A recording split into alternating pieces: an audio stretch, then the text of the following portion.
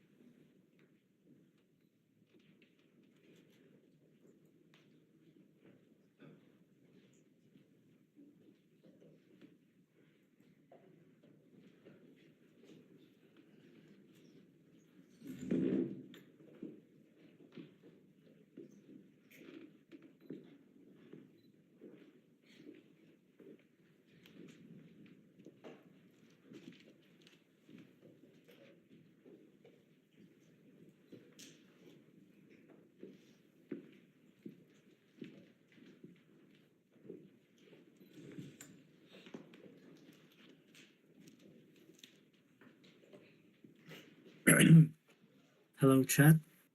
It's me again.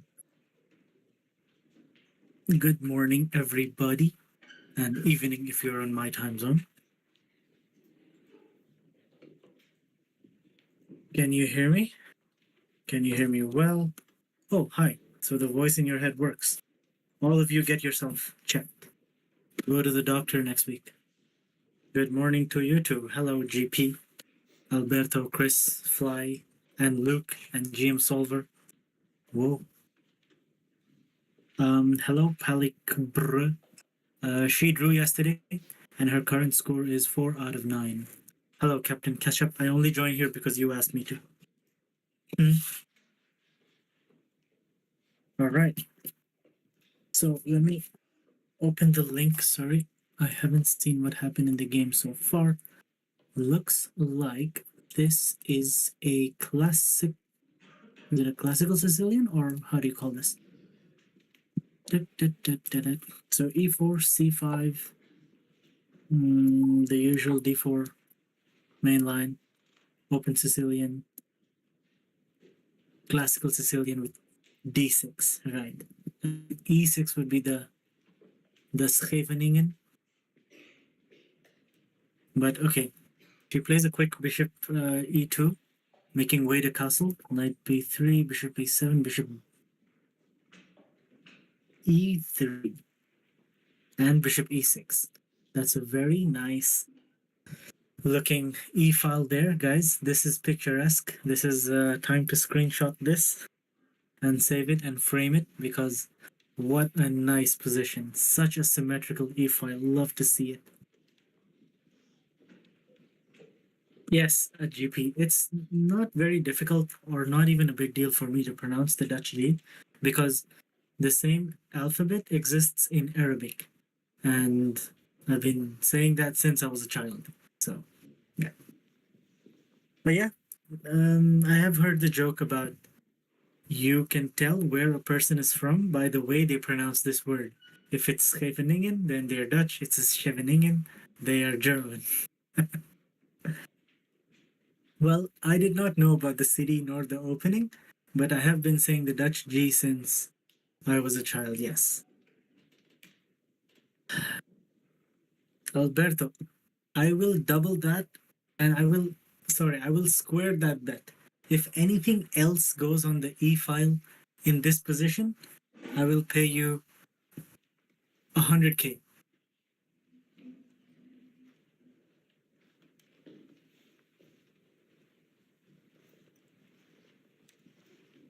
If anything else goes on the e-file in this position, then I will never play tricks again.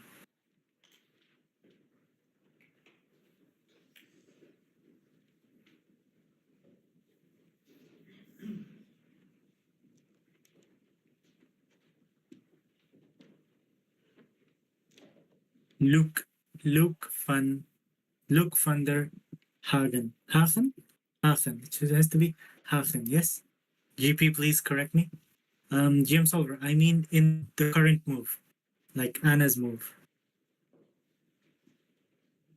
Why is that a good name for throat hurting? It's not as throat hurting as people say it is, you know?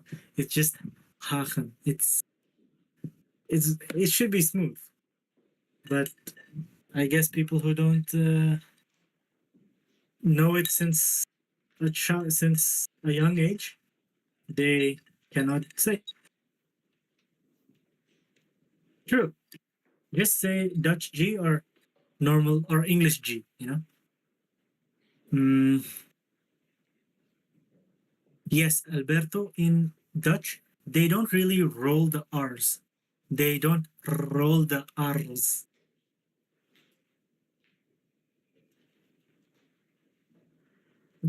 Yeah, no, fly your fools. That's not it.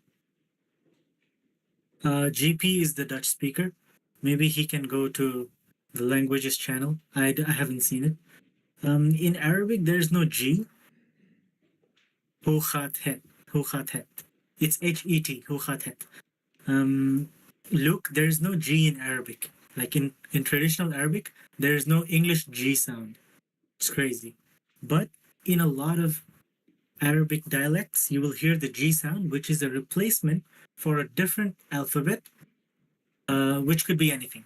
Like there's like multiple alphabets that they replace with a G. Usually the alphabet is called qaf. So there's a sound, which is made easy, so to speak, with the G pronunciation. Goedemorgen. Goedemorgen. Goeiemorgen.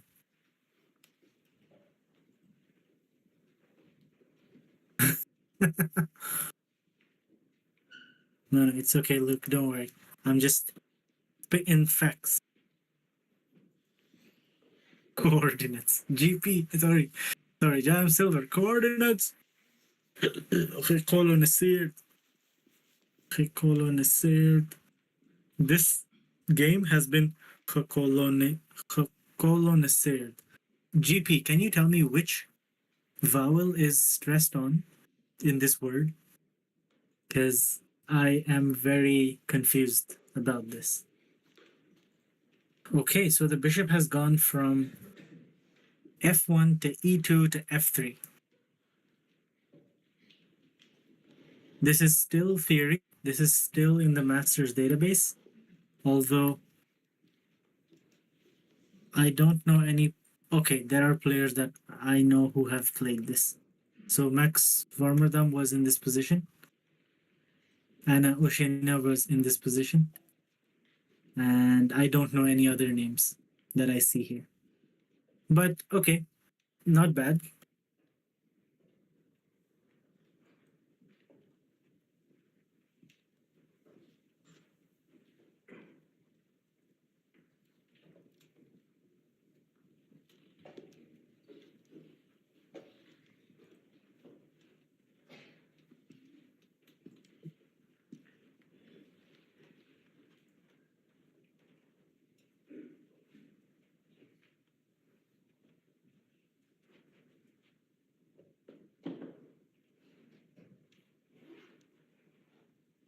Yeah, Chad, this is what we call still theory. I'm using the best engine, Habibi.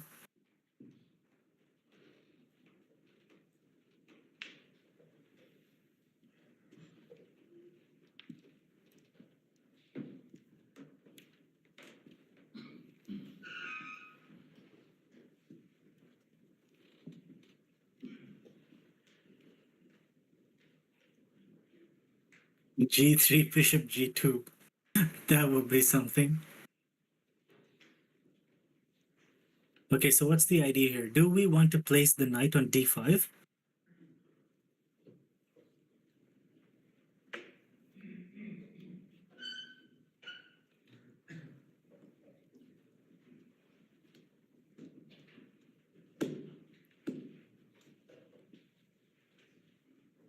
So right now, if we okay, we can stop d5. Like black cannot push d5 right now, so I think we're good so far. What's the like? Do we want to go short castle or do we want to go queen d2 and long castle here? Which one is a better idea?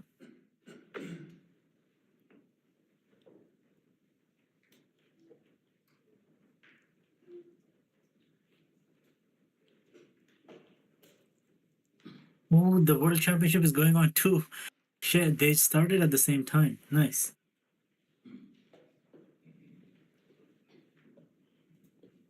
Okay, looks like we're short castling here as well, hopefully.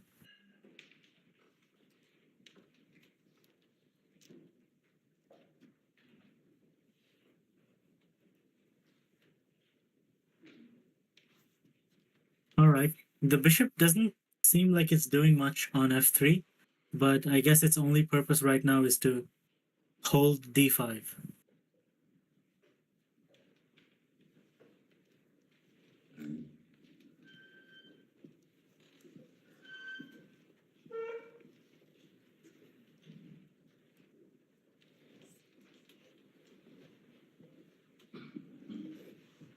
Let's say black castles.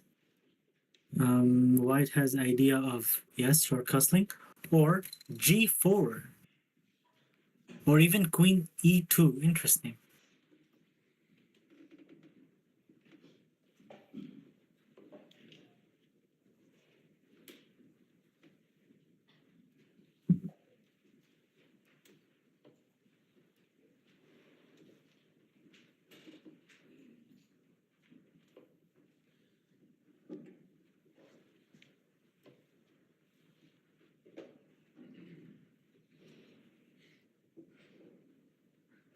The position is still okay for chat. So right now we can do castles, we can do knight d5 immediately. Even h3 is good.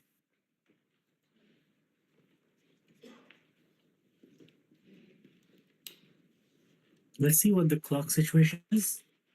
18:26. Yeah, right. Okay. It's still too early, but let's see. The plan for black is rook c8, I think.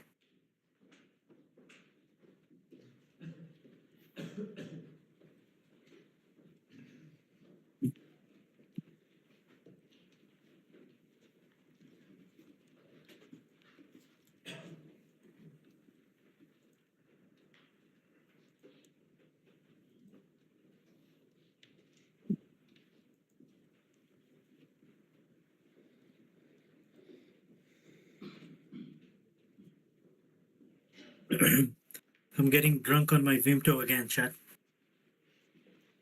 Good stuff.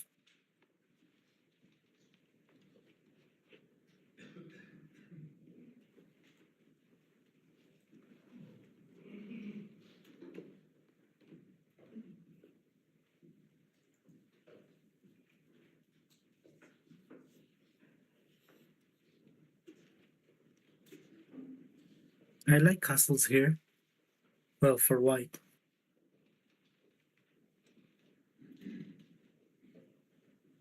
True. You don't want to get caught in the center. All right, let's see what she's up to.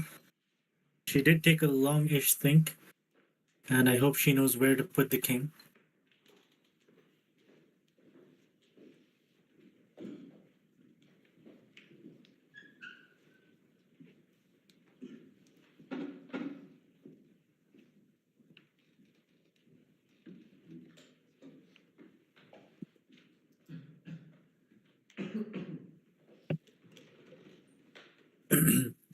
g4, g5 is like a why not move.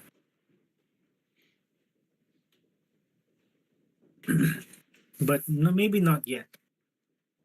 Although g4, as in after castles, after black castles, g4 is the most played move in the Masters database before white castling.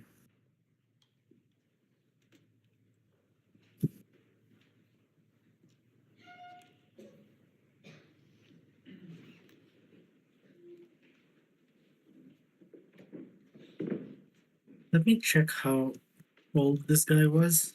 Look on their 11. In the Masters database, after Black Castles, I see 6 games, 4 of them having gone g4, and then Queen e2 and Castles. So this kid, he was born in 2006, which makes him a teenager, but he's a very good chess player. Like you see, he's FIDE Master. He's got a rating that's higher than 2300, which is almost Anna's peak. And she has seen him before. I believe there was this tournament that she commentated, and he was the winner of it in the Netherlands. But I forgot what tournament it was. He's doing well. I suppose she knows him by name, but yeah, he's taking his time.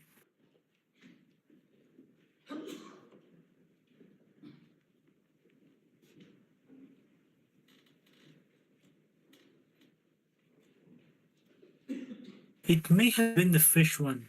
I am not sure, but we'll have to ask her.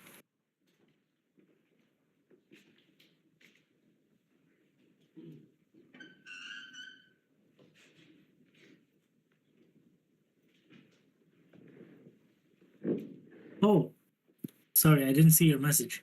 Hello, Luke. Yes, thanks for confirming. It was the fish one. The was it? I forgot what fish it was. It Kibling?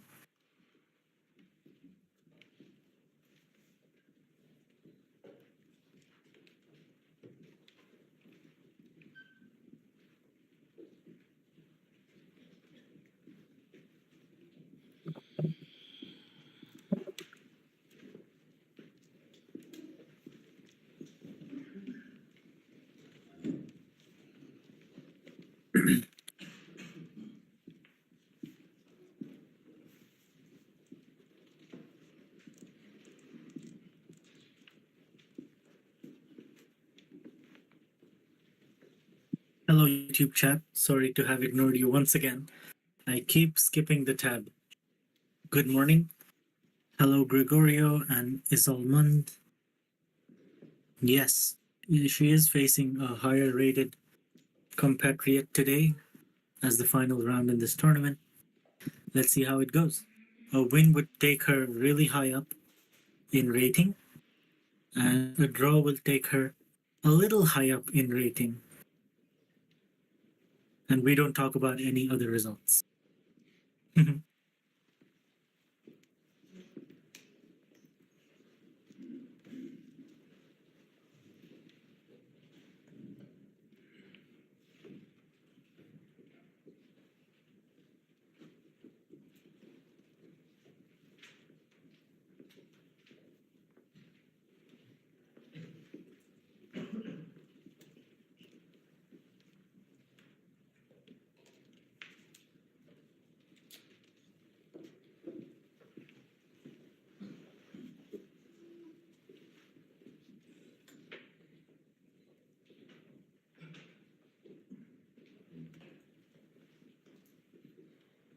Well, we don't know what he's thinking about, but we like it. We like to see it. He is within 2 minutes of her time now, which is nice.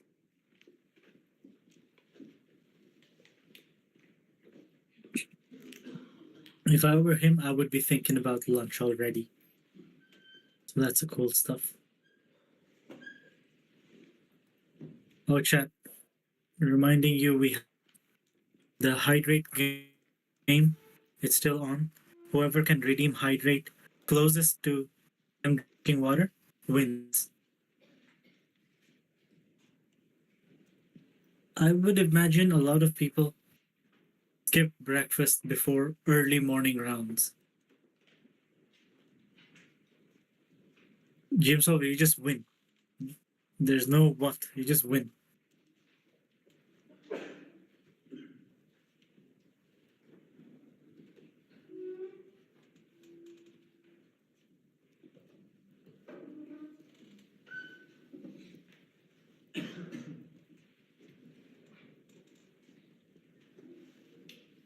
All right, but now if the thing is, if somebody redeems hydrate and then Anna drinks water, that person wins.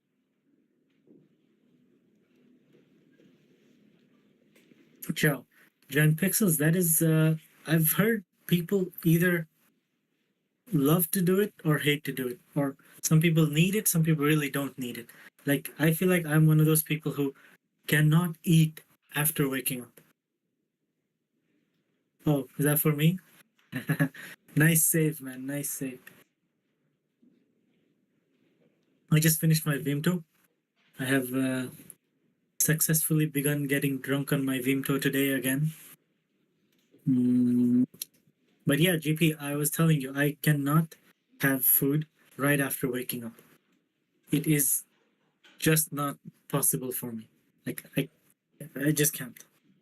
I need like some time to let the rest of my body wake up. It could be hours, and then eat something. But water is different. I can always have water. I like to have water, but not food.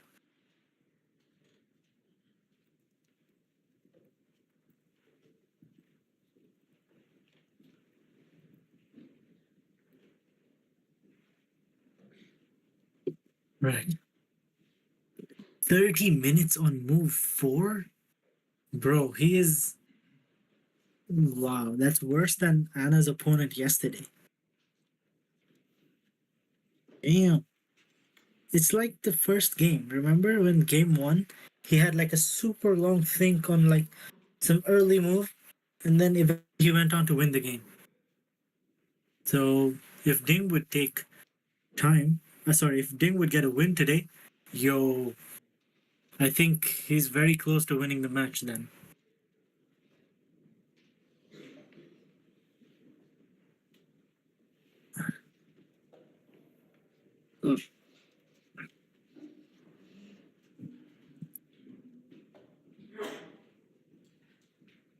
They start with 90 minutes, right?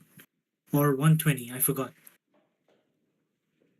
How many minutes do they get until move 40?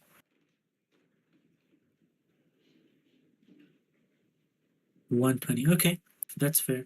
So they incorporated the increment. All right, see ya.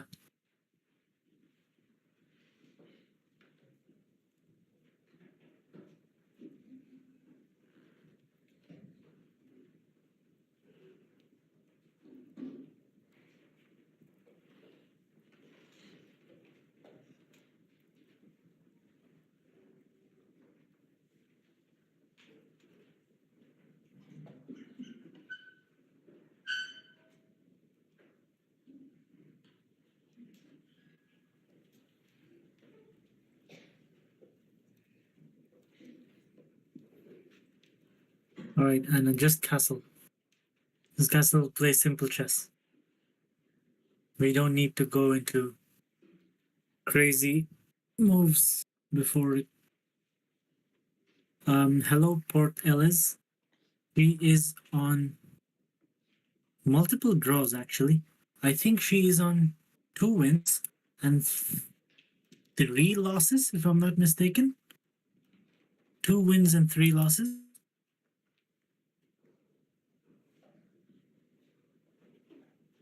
Uh,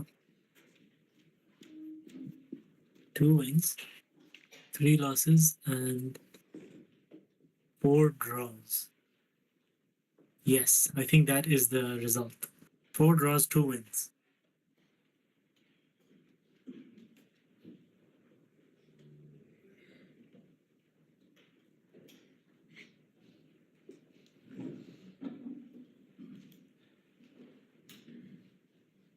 Knight d5 stops a5 because we can place something on b6.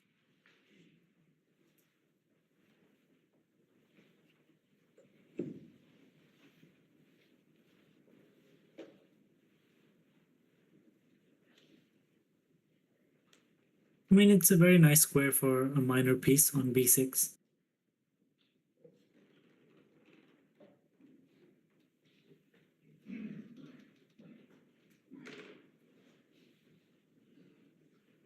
Why can't we go here? Castles, a5, knight d5.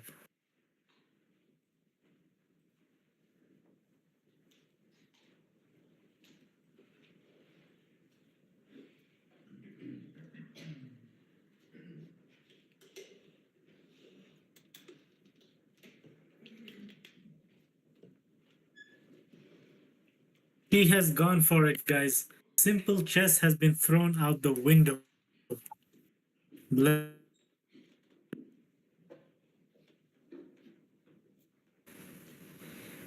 She came here to play her own brand of chess. G4, that's what's exciting. Alberto, spam your emote, please.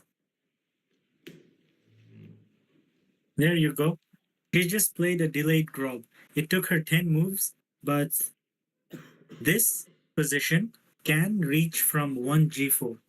So take it as you will. Finally, the grob can transpose into this position. So you never know, right? Who cares about castling when we can go g4? Yes, Deb mate. 10 moves delayed grob is on the board.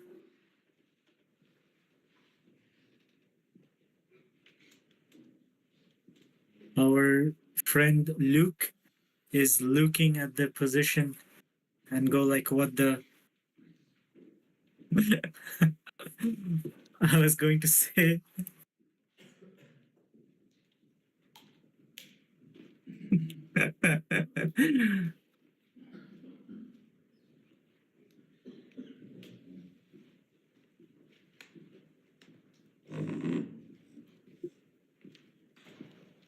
I think she feels comfortable now in these positions, and he has castled and is going to face her pawn storm. Not know where she will castle though, but g4 is played, and let's see. Black's main ideas here are something like a5 or maybe knight d7 preemptively, because g5 comes with the threat of taking the knight, so you move knight d7 first to allow your bishops and pawns to hold some squares on the king side. Or we just go a5, a4. Not immediately a5, a4, but a5. King e2 would be so cool here. King e2, queen d2, h4, g5, h5, rook a g1, and crazy stuff.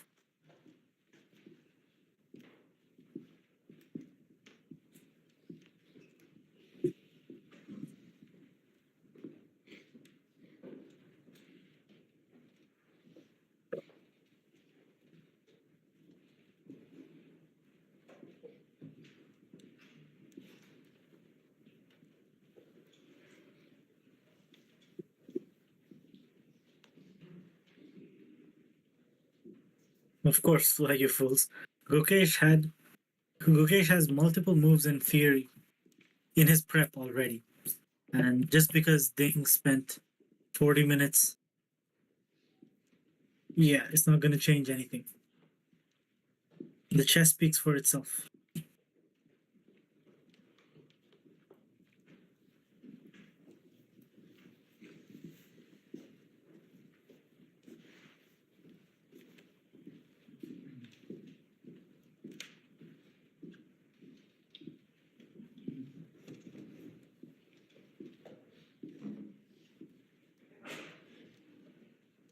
Wait, so Gukesh played a move and Ding is thinking again?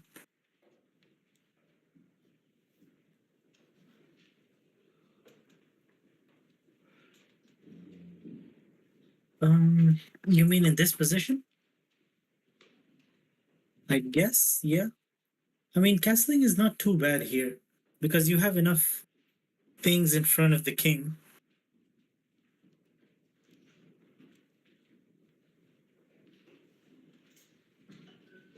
Oh, he played a5 and left. Okay. Let's go.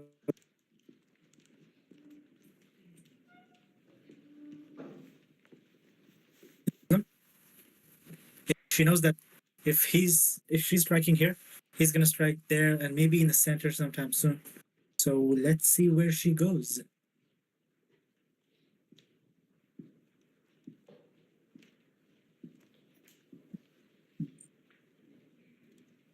She's still following some top games here. In this position, there are some moves that have been played, which are g5. That's what's exciting. Knight c1, knight d5, and a4 to stop a4.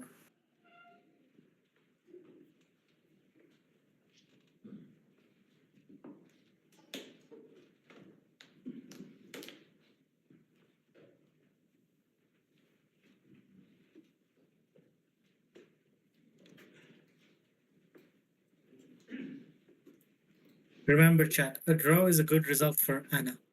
No matter what anyone says or thinks, a draw here with white versus a high rated opponent to end this tournament would be really good. Like most tournaments I've seen, she loses rating points. And having a good one here is great.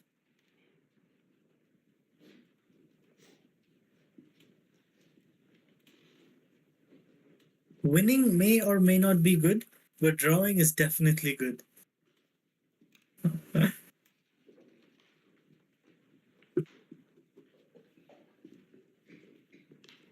Bro, I just want to play h5, h4, sorry, h4, h5, and g5. But not immediately, of course. Maybe throw in some knight d5 or knight d2 later.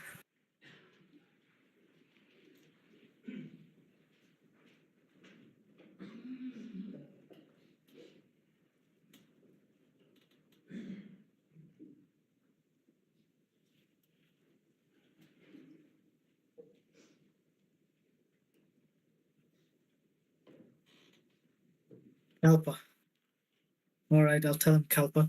So is he still thinking after that a3 and Gukesh's reply? What, 5 minutes?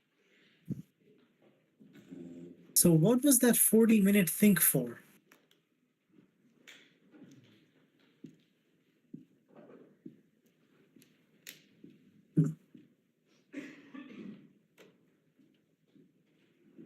I almost want to see the live broadcast now. Let's take a look.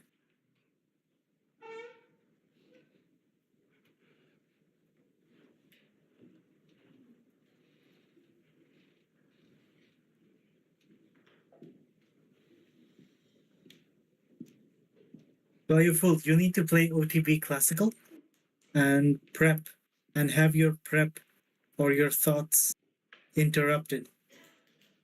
Sometimes your own thinking will interrupt your own calculations. You will find yourself thinking and taking time. And then you come back and read your comment. Although I just see the position now, and it is interesting to say the least. Like pawns on a3, b4, and c4. I don't think I've seen this stuff before. Yeah, fly fools, but it's not that straightforward. Just because he spent 40 minutes doesn't mean he has a fixed reply to everything. I mean, at his level, he's not supposed to have such long thinks, but it's never straightforward.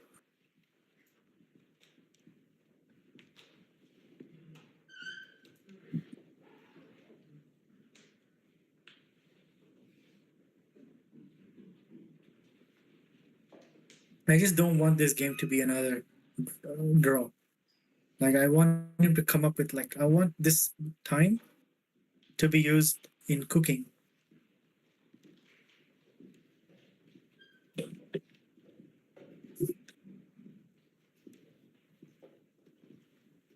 Gukesh is gonna fall asleep.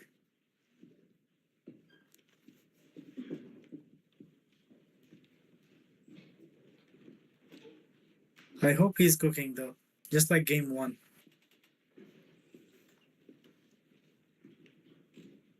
Gukesh has spent 32 seconds. Ding has spent 38 minutes so far. Gukesh is falling asleep, dude. Sorry, Ding spent 48. Wow.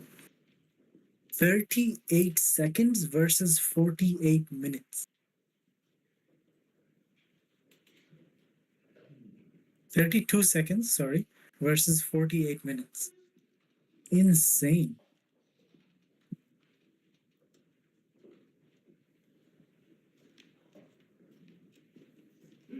True. Gukesh is playing blindfold chess at this point.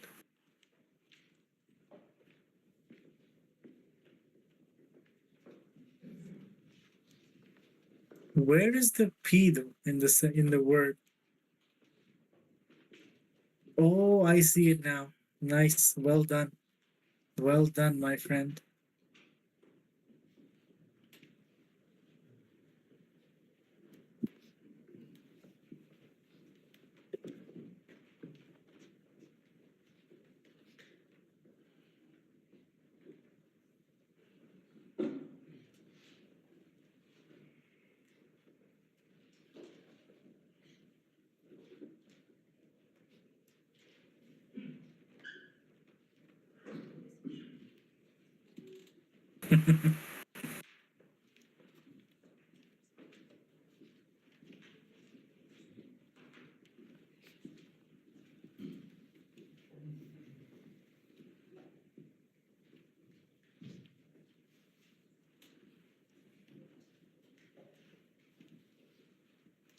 Bro, Gukesh actually falling asleep.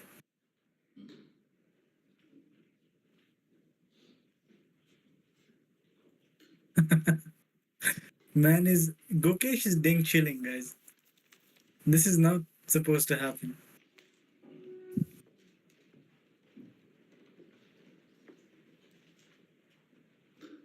That was not supposed to happen.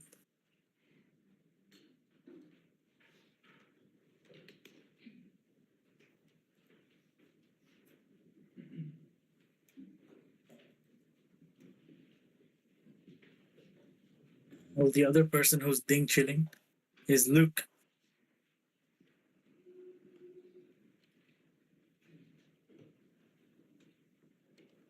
I don't know what she's calculating here, but she has gone for the move, guys. Come on, spam the emote with me. G5, that's what's exciting.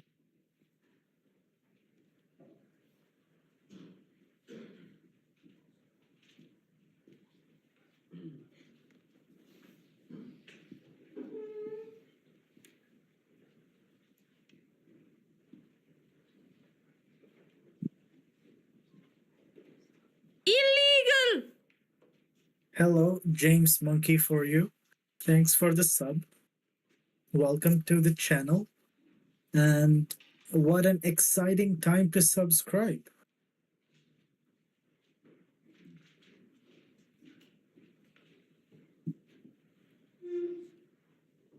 He has played knight d7. Okay. Normally. And in this position, I believe she has to commit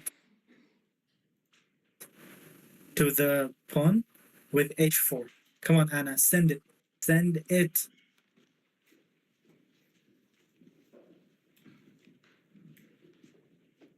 Knight takes e4 was a move, but he just decided to keep it locked back.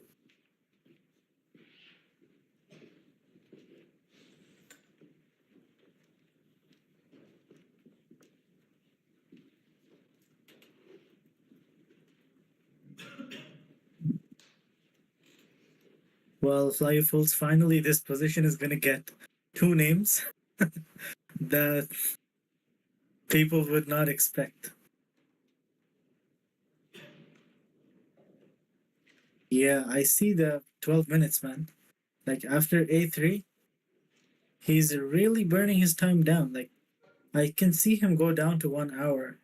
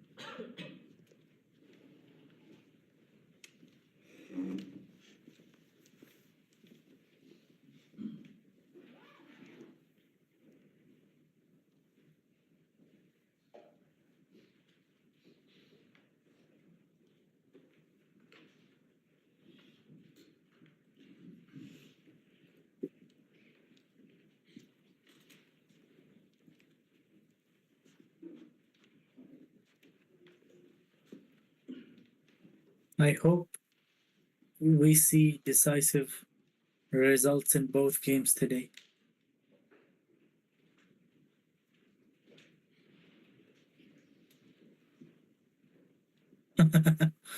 That is so cool.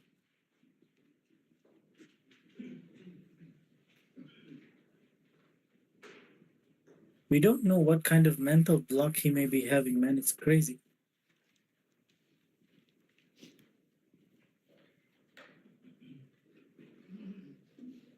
Do you want Dane to lose?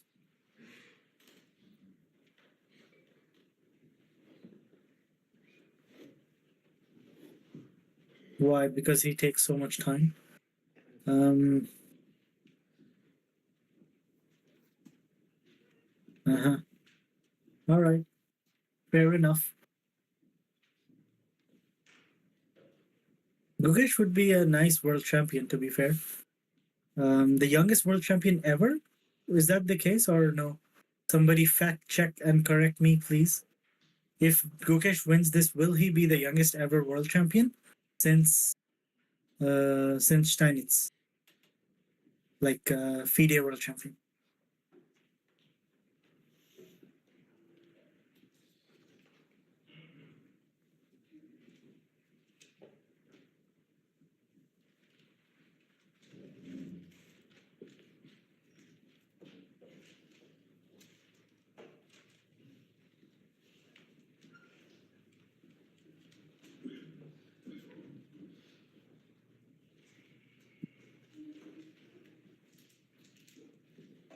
Ding is still chilling, guys.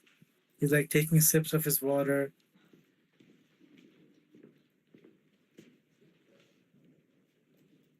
Oh, interesting. Chickened out. Yeah, right. Magnus is like, I'd rather not fall asleep at the board than this.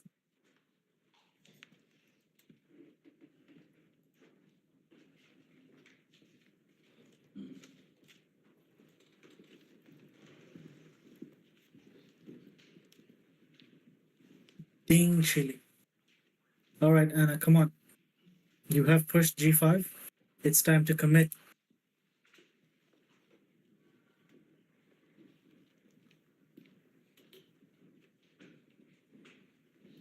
Yes, Fly You Fools, he has never been defeated in a classical match.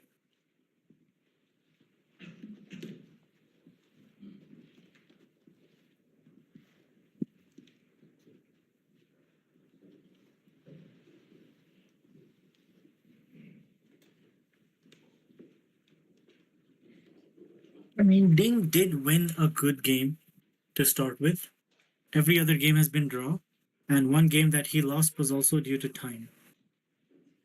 Hello, dear kid. Welcome. Yes, I'm sure you know this kid. Tell us what you know about him. And look at Anna's last move.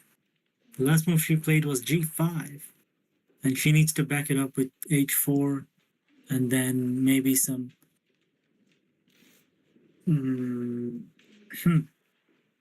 interesting ideas. Bishop g2, bishop g4.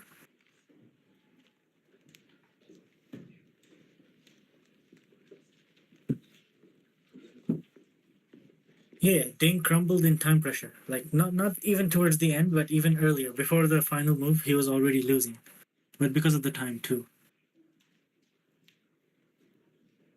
Yeah, so she has had 4 draws and 2 wins in this tournament.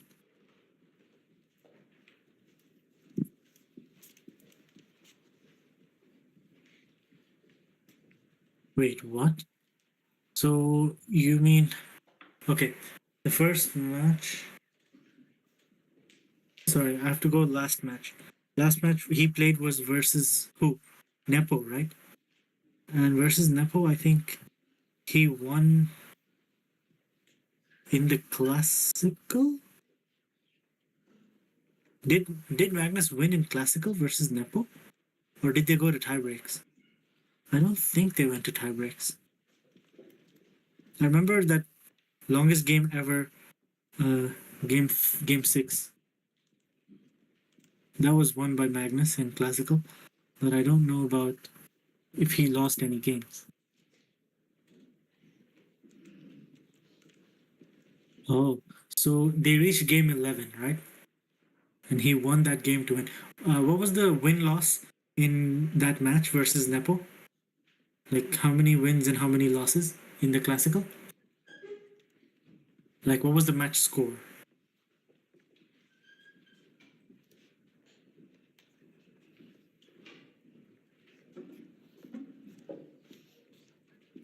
4 wins? What? Man had 4 wins and 0 losses? That's crazy. Okay. I mean, only Magnus would do this, I think. And I know in the previous match versus Caruana, he went 12 draws. Like, all games were drawn. He went to Rapid, and yeah, he won 3-0. And the one before that, was it Karyakin? 2012? Sorry, 2018? 2020? Wait, when was it? Yeah, Karyakin, I remember there was 1 win and 1 loss. And then in the tiebreaks, he won. Yeah. The Karyakin match was in 2016. The Caruana was in 2018. Was there something in 2020 or 2021? I believe 2021. Right? Who did he play there? Or was there a match at all? I don't remember. So after 2018, when was the next match?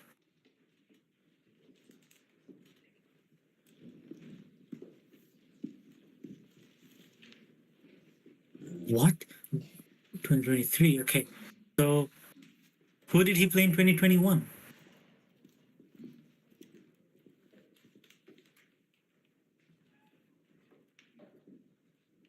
Dude, 2023 was not Magnus. 2023 was Nepo versus Ding. Yes, 2021 was Magnus Nepo, right? So there was 3 years without a World Championship, right? Okay, that's fair. And before that, when he played Vichy in 2014, did he also go unbeaten? In 2014 and 13. Both years, there were 2 matches versus Vichy. And are you saying Carlsen didn't lose a single game versus Vichy in 2 matches?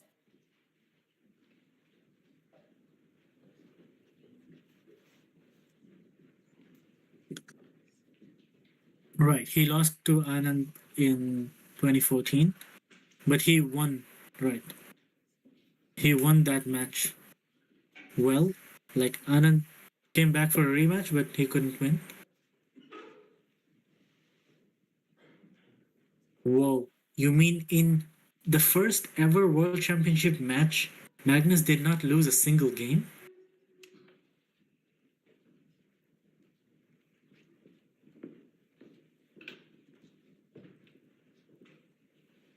Wow.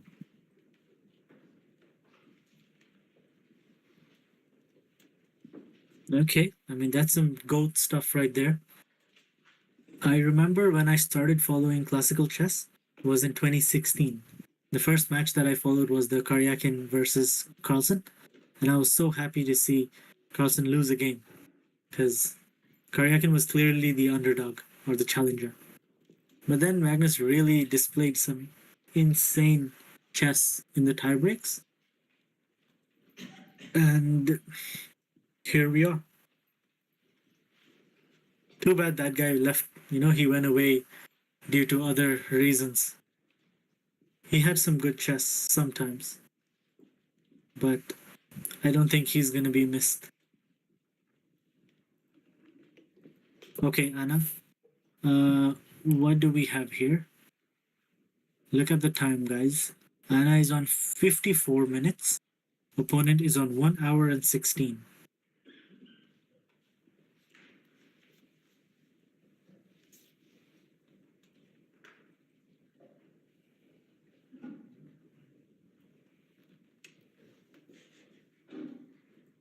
One, Anna, it's fine. Like, when you pushed g4, g5, you knew that this is not going to be fighting for an advantage. This is going to be crazy chess.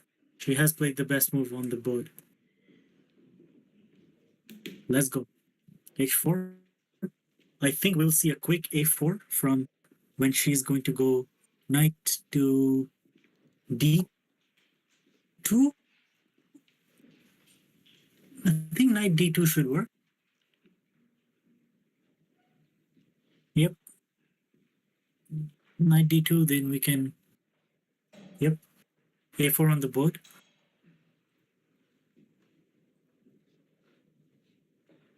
I mean, I would like to instinctively play knight d2 instead of knight c1. Although knight c1 lets us go to e2. I don't know if we want that. Knight e2, knight g3, knight f5.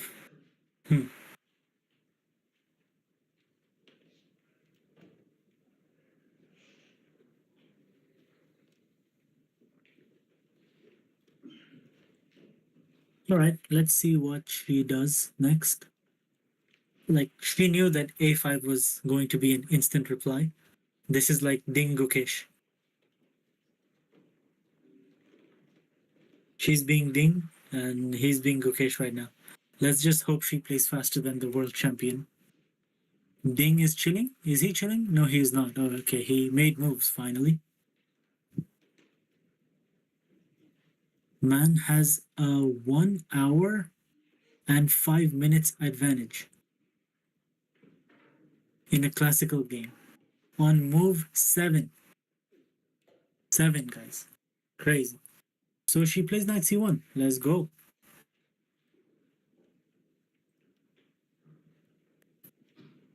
Okay, good. At least a few good moves from us, a few quick moves.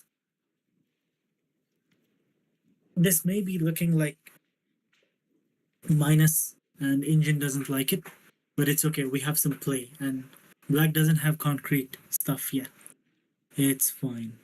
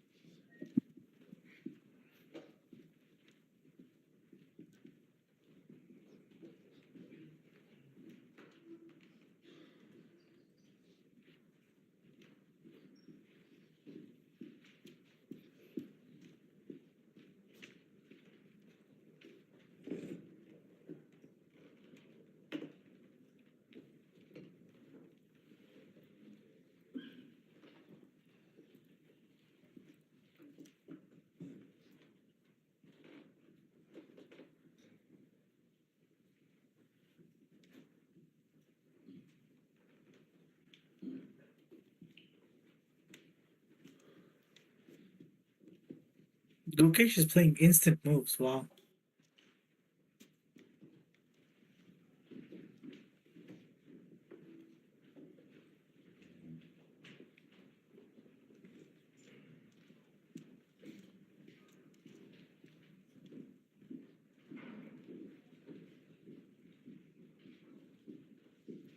All right, Luke, take your time. Gukesh has spent 50 seconds. That is crazy, though. How many moves? Sorry. How much time does he have per move now? Oh, he makes a move. He takes the knight. So bishop takes f3 played. Queen f3 will be on the board, attacking b7. Then what do we expect? Queen c7 or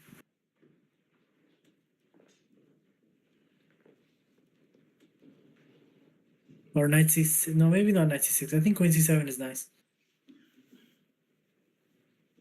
Yep, queen c7 played. 1 minute 35 seconds. All right, this man needs to be.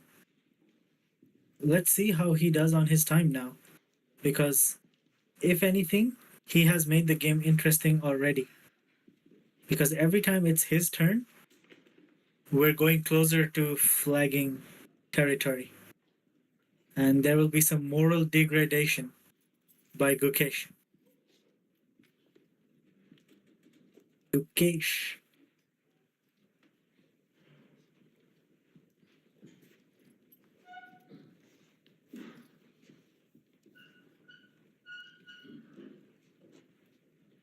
The c5 is a nice move. I would like to place my bishop on c4 and then castle.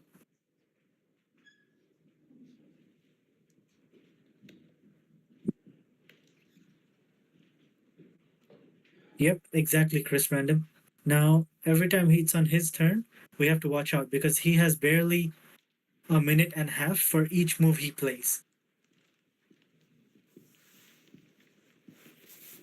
Don't worry about Gukesh's thinking because looks like Ding is not doing that. But let's see. In this game, though, I hope Anna-Maja is thinking right now on his time, wondering what to do when he plays something like knight to d4, attacking the bishop on f3.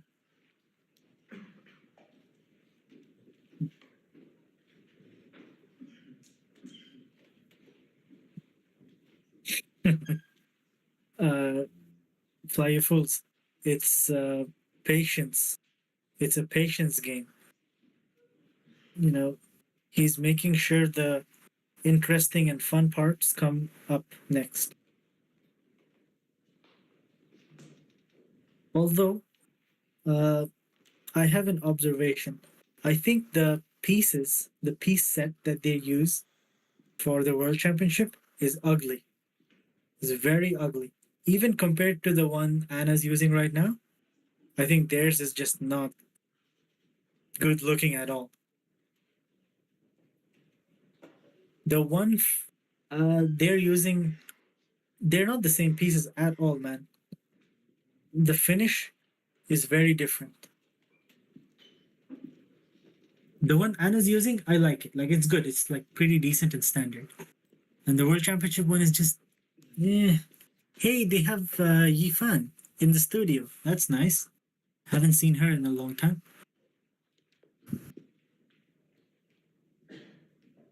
Staunton is nice. I want to know what the piece. Wait, no. Let me Google this.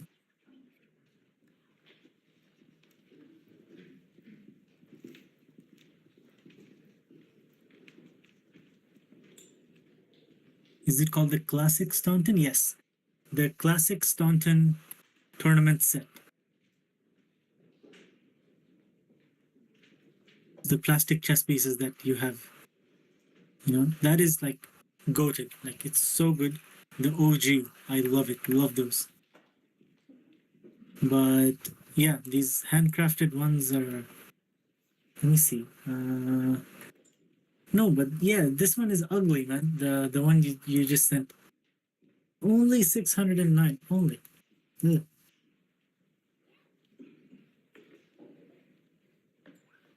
Let me find the link for the ones I like.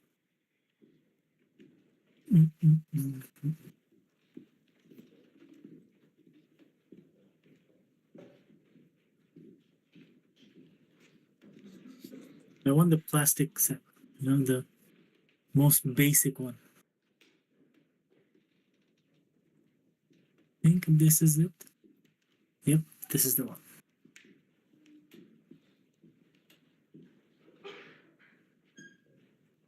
This is the good one, guys.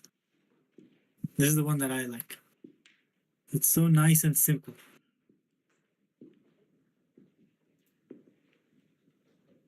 Yes, Basilio, welcome to the chess world. For some reason, you have to pay more than your rent on this. Dude, it's not about the price. The pieces just feel good to play with. And I think I'm biased because I've played with them so much, IRL. I barely play online. Like, I've spent most of my life playing chess has been offline. Ooh, I see the board. Yeah, this one is nice. I like it. Alberto, is this the one you have at home or something? I like this one. It looks good. Looks like it would be crisp to play with. Yeah, this one's nice.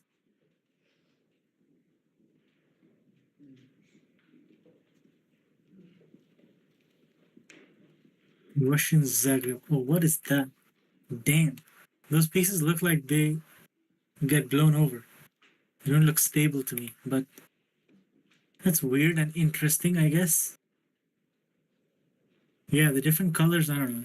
I like it nice and simple, I guess. Yeah, Alberto, the one in your club is nice. Invite me.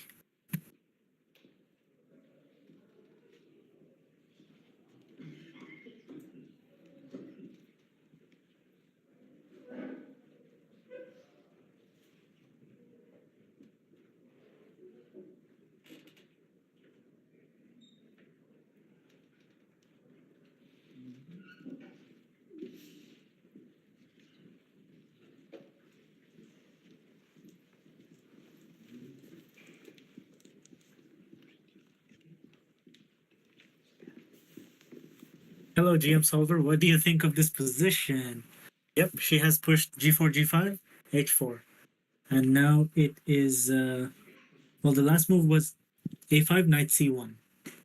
So we have to now wonder how to reroute our pieces. So tell me, what should Anna do after knight d4?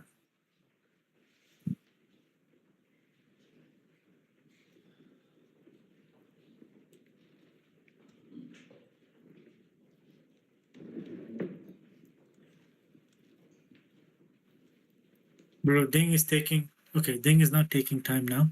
Gukesh is taking time. Oh, Gukesh is almost 1 hour ahead. Damn. The time difference is going to be less than an hour? Unbelievable.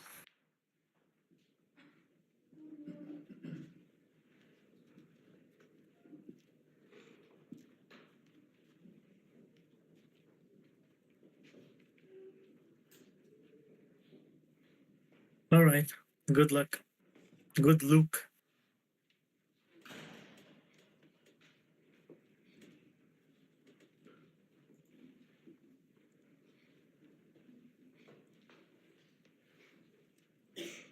Yeah, too bad. Gukesh is going to lose his 1 hour advantage. Oh no. It's only half the time on his clock.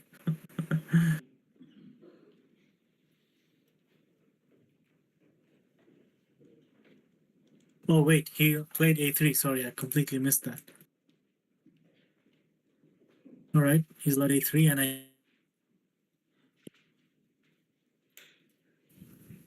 taking does not look good to me at all.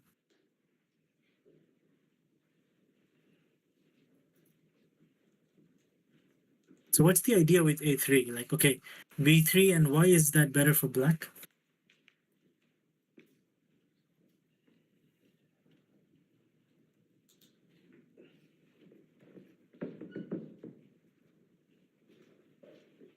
I mean, black can target the kingside pawns.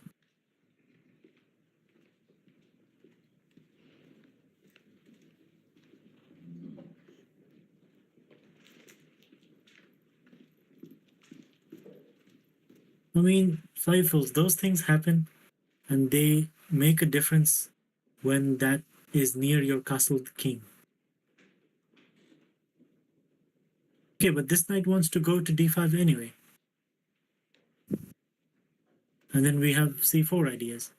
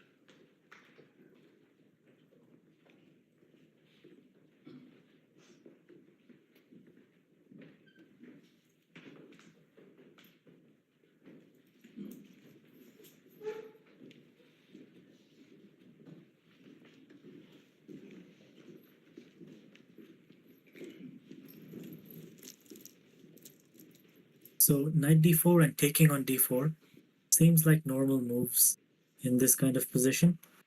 Like white's pawns look a little offside, so black is going to get some pieces in, get some pieces traded, and get that knight on e5, which seems normal for now, but I don't think this is decisive yet.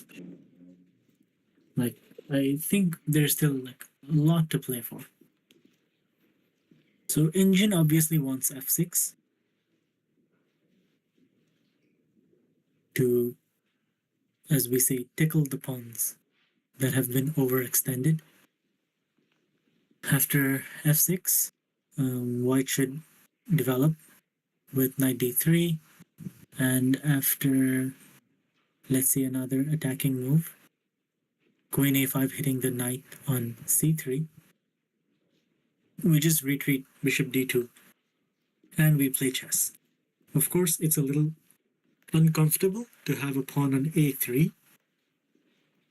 and we don't have a castled king, but hey, it's dynamic at the very least.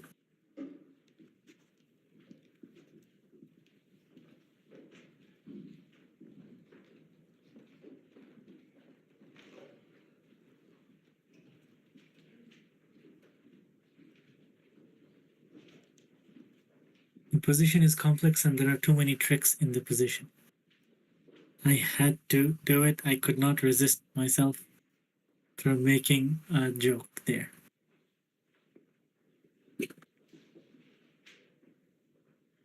Wait, who has positionally an awful position, Gukesh?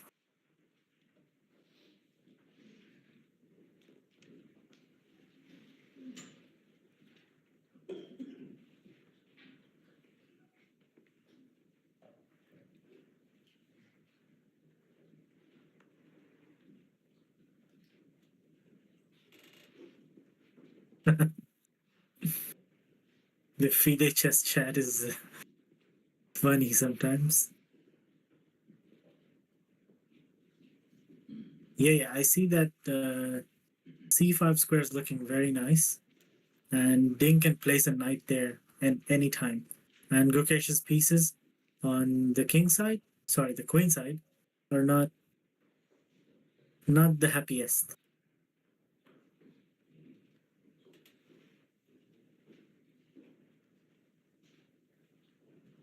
Gukesh can also get a structure like Anna's, where he pushes g4 and maybe king g2.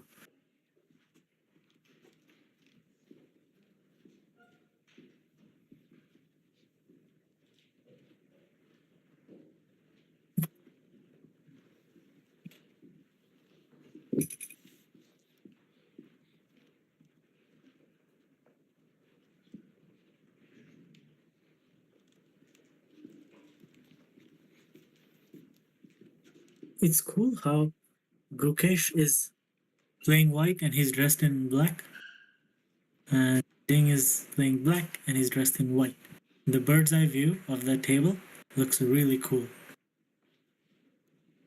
Very aesthetic. But okay, our friend Mr. Luke here is taking his time to think. He is currently on 59 minutes and Anna's on 51. We like to see it. He is catching up to us on the low time squad. b3 was the last move played, and he's wondering where to go. The resulting exchanges after knight d4 are crucial. So let's have him take more time to calculate them. Hello, OAAA3330. Nice username. Welcome.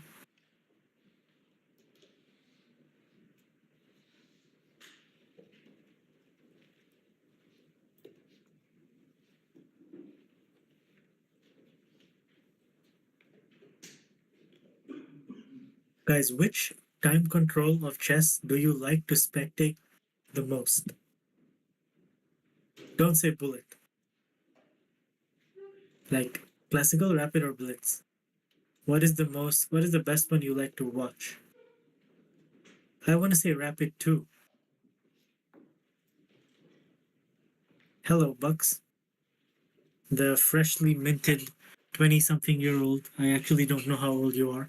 I have a guess, but I don't want to make that guess now. Rapid seems like the best time control, right? It's a very balanced time control. It doesn't take forever, but also not too fast. Yes, Bucks, you. The 20th hour of a Blitz tournament that lasts a day. Very nice. Right, so I was correct. 26 it is. 1998, baby. Damn. What do you Debate, what do you mean by 24 hours Blitz tournament? Like is it an open where they keep playing, or how does this work? Like how do the pairings work? Can you explain this in simple terms? Like do you just play anybody you want to, or how? Or is it like one tournament or multiple tournaments back to back? Is it like 100-round Swiss? That'd be cool. Imagine pairing 100 times in Swiss Manager. Swiss with repeated pairings. Whoa, I have never heard of this before. You play a game, then sit to the chair to the right of you. Oh my god, that is so cool. But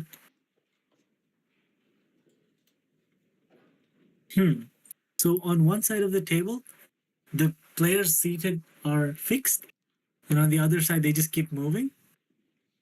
Like damn, like I would like to see the logistics of this.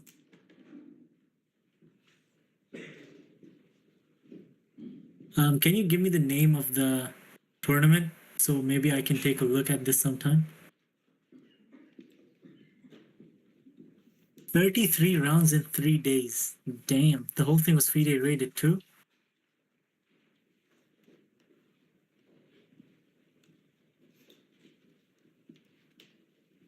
Oh, interesting. Yeah, you just move to the right and you just keep playing. Wow. Nice, nice stuff. Pardubice 24-hour blitz. Okay, interesting. I've never heard of this before, but it sounds like something people will enjoy.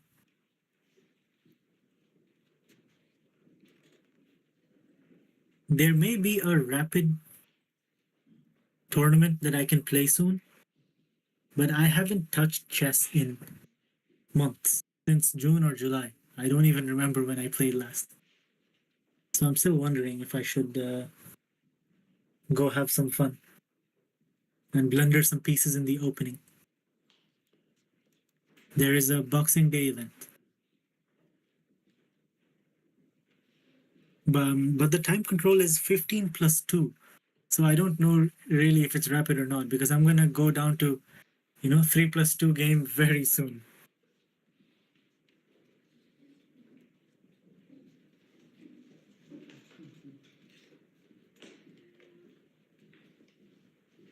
So my man Luke here has played his move, which was not the best moves recommended by the engine.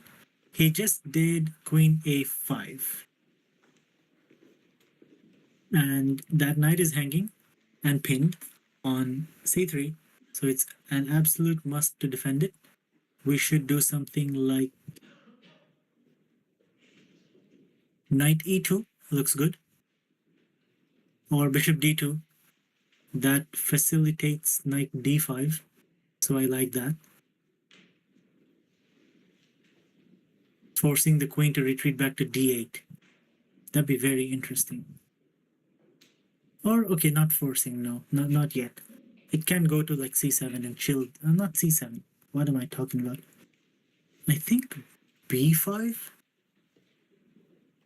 Although maybe not. Maybe D8 is not bad either.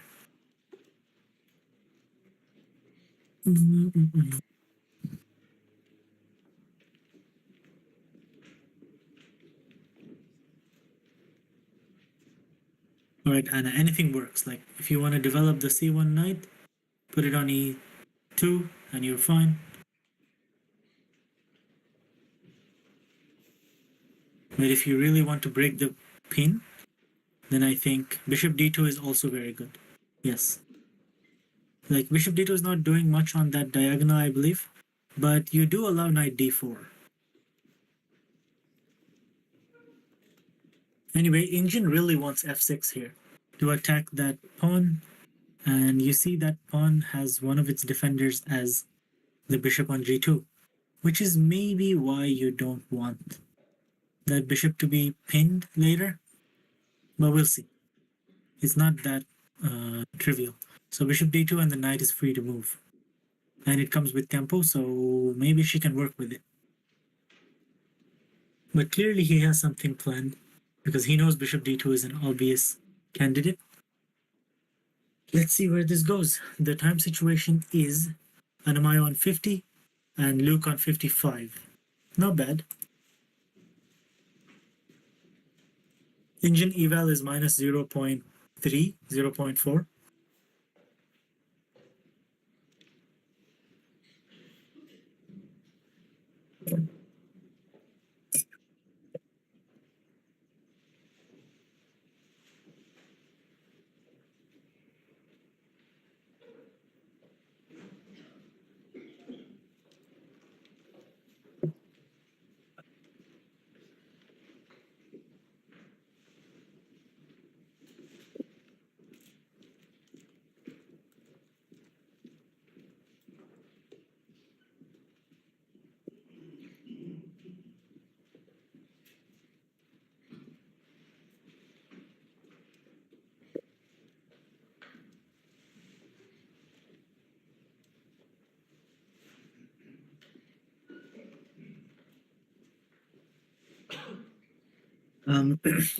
Hello, Pats. Sorry, I didn't see your message there.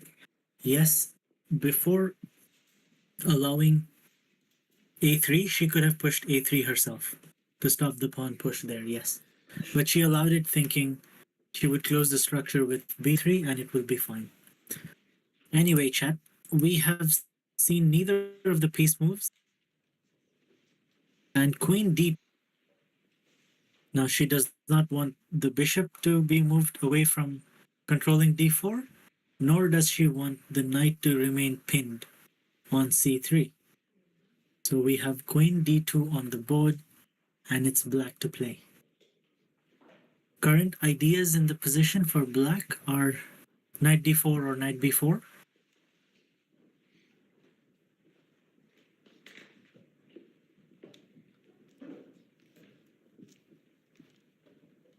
Or developing something like rook c8. That f6 or f5 push is always in the position. So let's see where he goes. And on the other side of the world, we have Ding currently thinking. No, sorry, Gukesh thinking.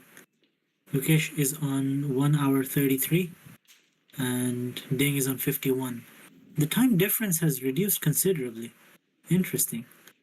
I mean, yeah, he has a queenside majority that is pushed a lot, but his pieces on the queenside are still sleeping. And that c5 square is still looking very juicy for that knight. Let's see what he makes of it. I hope that time usage pays off. And I want to see a game like game 1.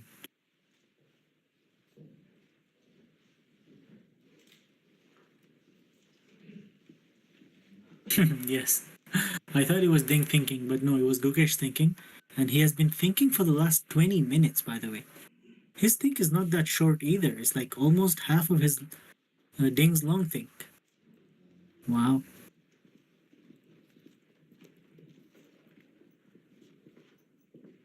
Ding chilling.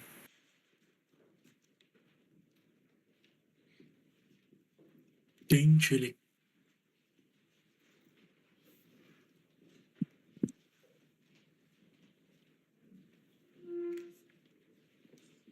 Guys, and in this game, there is no prep, there is no following a game. There's no ideas. Now we're just playing pure Sicilian defense chess. He is trying to get active. She is tangled up, but not lost at all, which is great. Somehow there's a pawn on a3, there's a pawn on g5. The king is not castled yet. This is what we call complex. She is good at both games.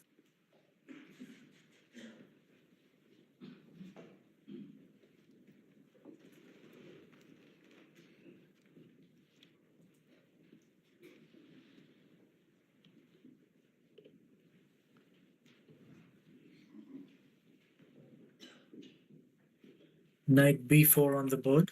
Okay.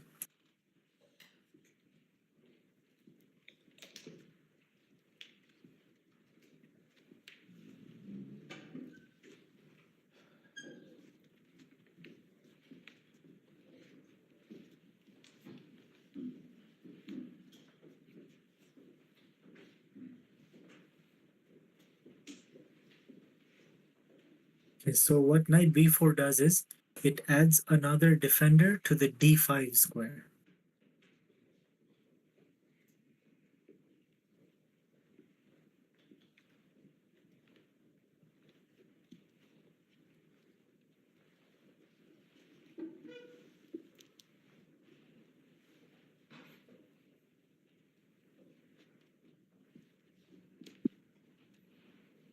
She's in her calculating element. Yes, GM Solver, another defender to the d5 square.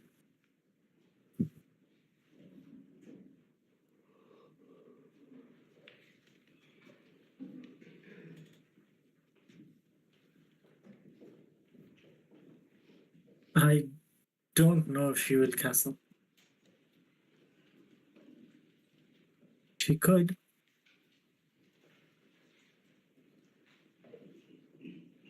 Castling is not even the worst move. Oh. This game, maybe yes. Yeah, the chances of castling in this game are not so low. But on this move, I think she would rather develop the knight. Say, knight 1e2 to hold down that c3 square.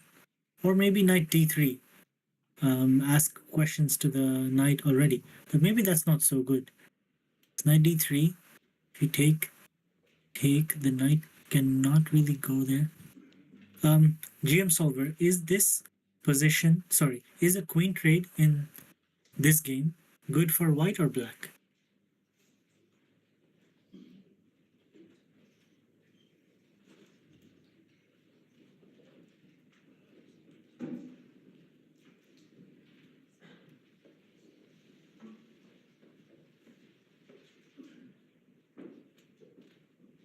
Oh my god. I think it is good for white if the queens are traded. Because it feels like black's attacking power goes down and we can somehow consolidate and push even though the material is equal. I don't know.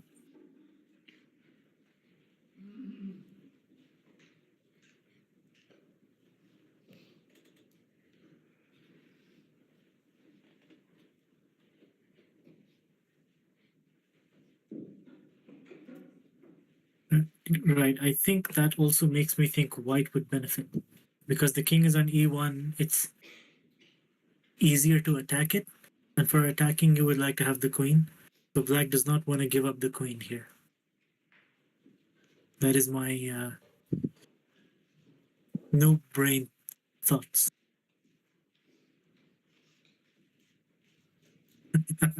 Hello, quantizator. This is already an endgame with an activated king. Because if we trade enough pieces and we start the endgame, our king is closer to the center. Let's go.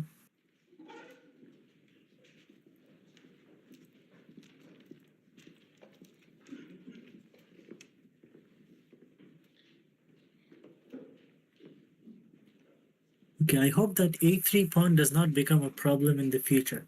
I can see it happen in a late endgame, but I hope we have a good position before reaching that late endgame.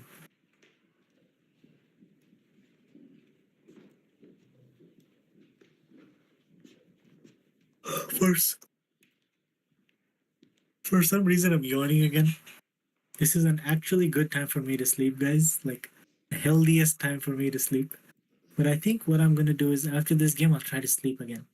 Instead of sleeping at 6 a.m., I sleep at 12 a.m. Isn't that amazing? Amazing. So, Luke, please don't let her play for 5 hours again. Please blunder something so she can win. Yeah, Bucks, it's amazing. Like, I'm also yawning. Like, I should use this. But I know for a fact that if I go sleep now, if somehow I manage to fall asleep now, I will wake up within 2 hours, guaranteed, and not sleep until like 10 a.m., which will screw up the rest of my week, and I don't want to do that. Hello, Pally, once again. Pally Cbre, Pally CBRE. There is a time limit. Anna-Maja has 42 minutes, while Black has 50 minutes. And on each move, they get 30 seconds. So there is still a lot of chess to be played. But if you look at the other game, which is going on, which is the World Championship, the highest stage of chess in the world, there we have somebody who's thinking for 28 minutes now in one move. And his opponent was thinking for about 38 minutes some time ago on one move.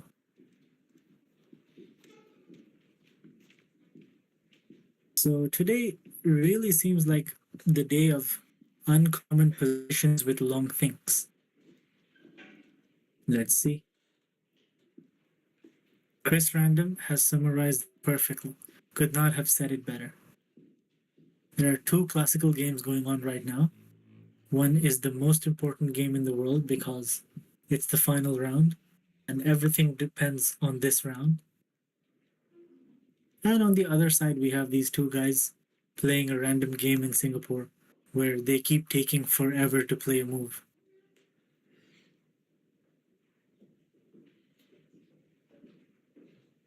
Yes, Fly Fools, it's amazing. Just because the players are playing in this style and throwing positions like this does not make it any lesser of a high stage in chess. When it comes to chess, broadcast, spectate, title, this is the highest stage of chess, whether you like it or not. Now, if Ding chooses to play like this, we can't help it. Similarly, how we have to admit that even though Magnus Carlsen is the best player in the world, Ding is still the world champion. Fair and square. You can't say anything again. You cannot take this title away from him. Yeah, but that is on ratings, rankings, and that's a different format. That is not classical chess as we know it. Although I like 960 a lot. I don't play it, but I like the idea of 960 a lot. Like I want 960 to become the new chess, the standard chess. But okay, what has she played? Knight 1 e2. Okay, not bad.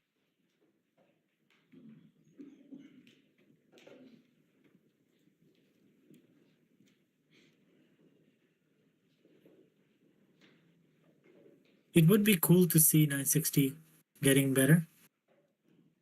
Getting more popular. But standard chess, of course, has the historical aspect to it because it has been played the same way for centuries. And we're still playing it at the highest level. Like, I think under elite level, it should be very good to play this still.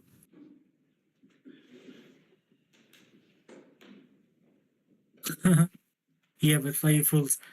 I bet that position will be analyzed until like move 20, for both sides within 2 days.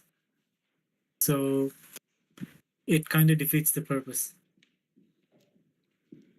I think players should look at the position they get when the time starts ticking down, Like you don't see the position until like your clock starts.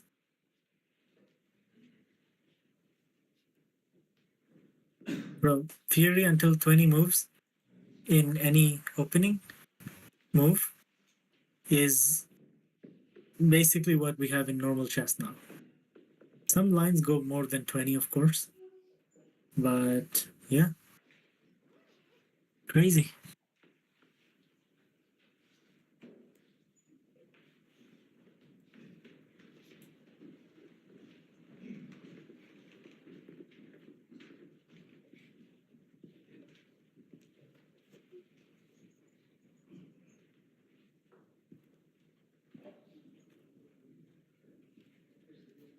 All right, Luke, what's it going to be?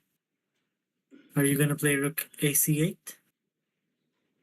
So in this position, the engine gives the best move as f5. Everything else is 0.4. So it's not really much. Like the position looks stacked for white, but it's not that much of a difference just yet. We still have everything to play for. Rook ac8 on the board. Now the question is, will she castle? Because that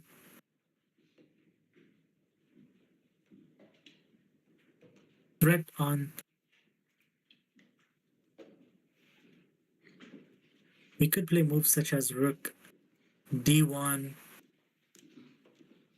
or castle. They're the only two like human moves that make sense to me right now. But other moves that can also be played are like king f1 to move the king away, rook c1 to somehow protect the pawn, but then a2 becomes weak. Rough. Rook d1, keeping the rook on the open file so that if, getting more control over d5. Oh, of course you don't want a castle short here, guys. Everybody knows. As crazy as it seems, the king side is safer than the queen side for white. Even with those pawns flying all the way up on g5.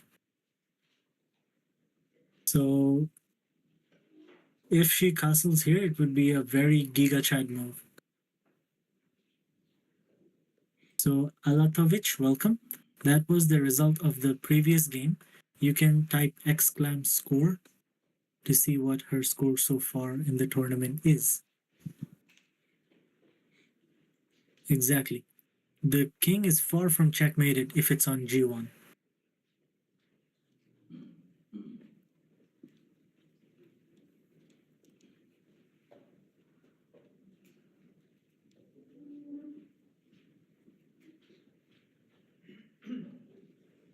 Hello. Oh, just type score without the high, or else the bot won't recognize it.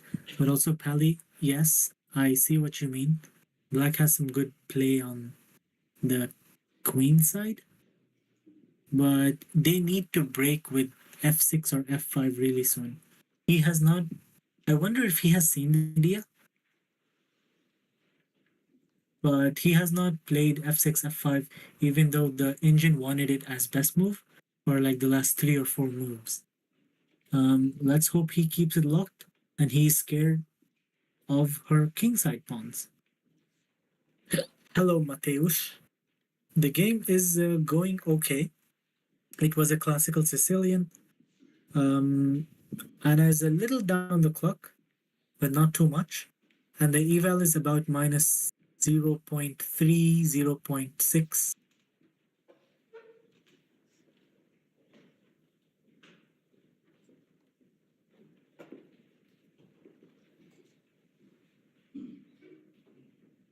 He probably is waiting for the right moment, that's true. he had to get his pieces developed somehow before he does the push. Yeah, right. And after castles, maybe then he will open up the F file. And in the meantime, I'm taking a look at Gukesh. Gukesh has been thinking for 36 minutes, guys. I mean, what do we have here? Is he trying to equal Ding's thinking time? Because he was thinking for about 38 minutes on move 4 or move 5.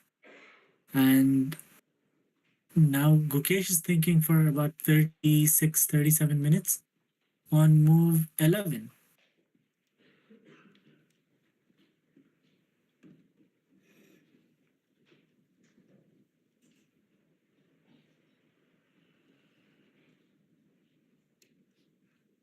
Yeah, let's see what Black does in this position. But also, it's Anna's turn to figure out, can she play kingside castle or not?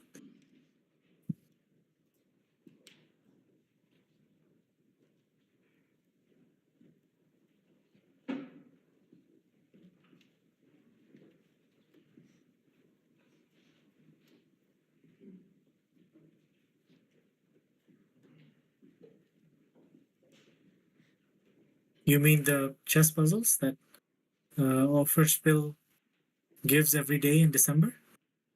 I have never tried to solve them though. I've never looked at them, never tried to solve them. I don't know. For some reason, I don't like it. I don't like solving those construction mates, helpmate, self-mate, and stuff. I don't know. It just seems alien to me. I like nice and simple, normal chess puzzles where, like, where castling is a legal move. Sometimes I don't like looking at those different sorts of puzzles.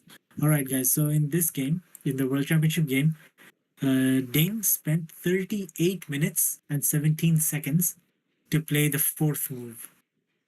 And Gukesh is now thinking for longer than that. So he has crossed the record, guys. So much for hating on Ding, taking 38 minutes. Gukesh has taken longer on move 11.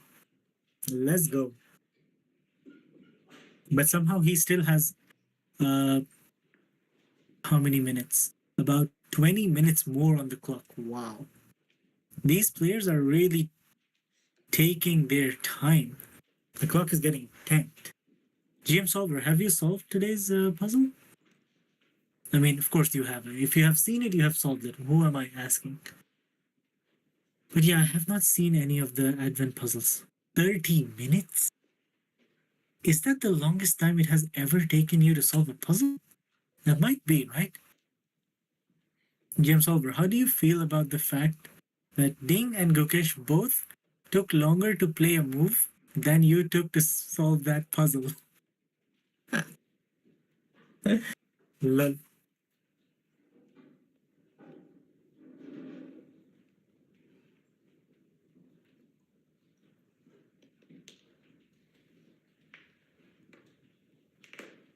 Oh, coding advent. Okay, right. So is it like the stuff you get on Lead Code and you come up with like creative shit?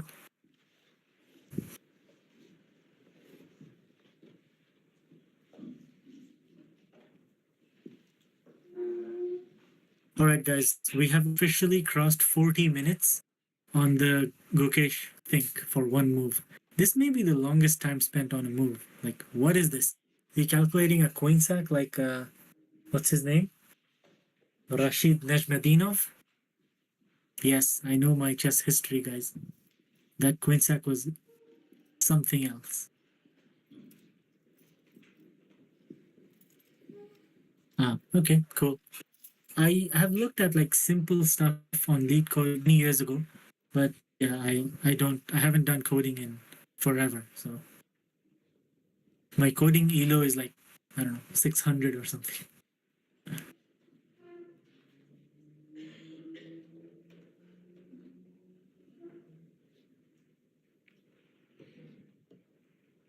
Gukesh is analyzing the end game right now, guys.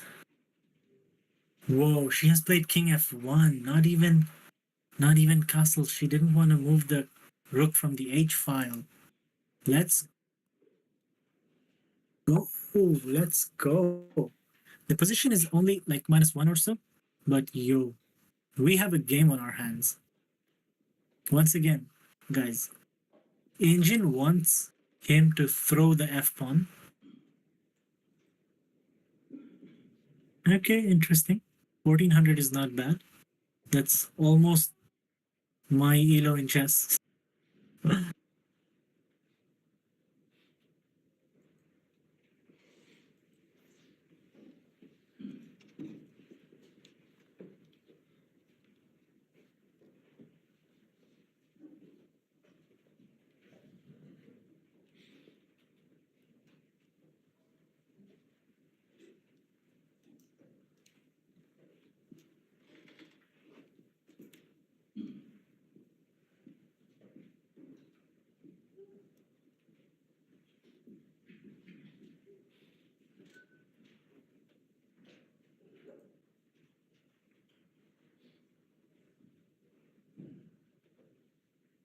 42 minutes and counting. Let's go. I want Gukesh to take an hour on this move, just so that he has a world record or something. Can someone check what is the longest time taken to play a move in a world championship match? I don't even know if there's stats for this, but if they're counting now, maybe there has to be something.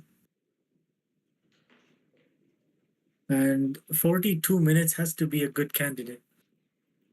It has to be in like top 10 to be safe.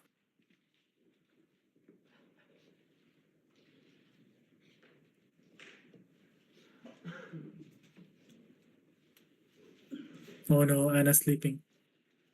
No, she's not. Okay. Hey, same brain. I said it like just before you sent it. God. Same brain strikes again.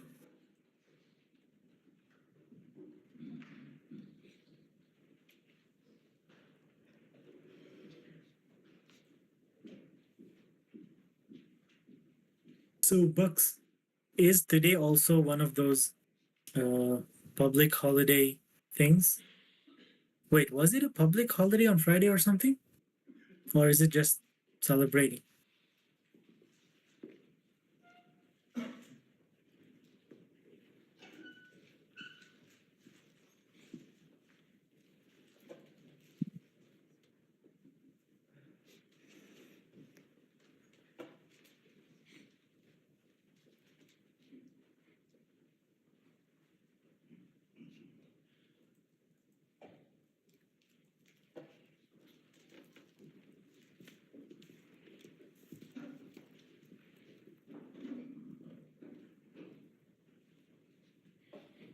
Oh, isn't that cool?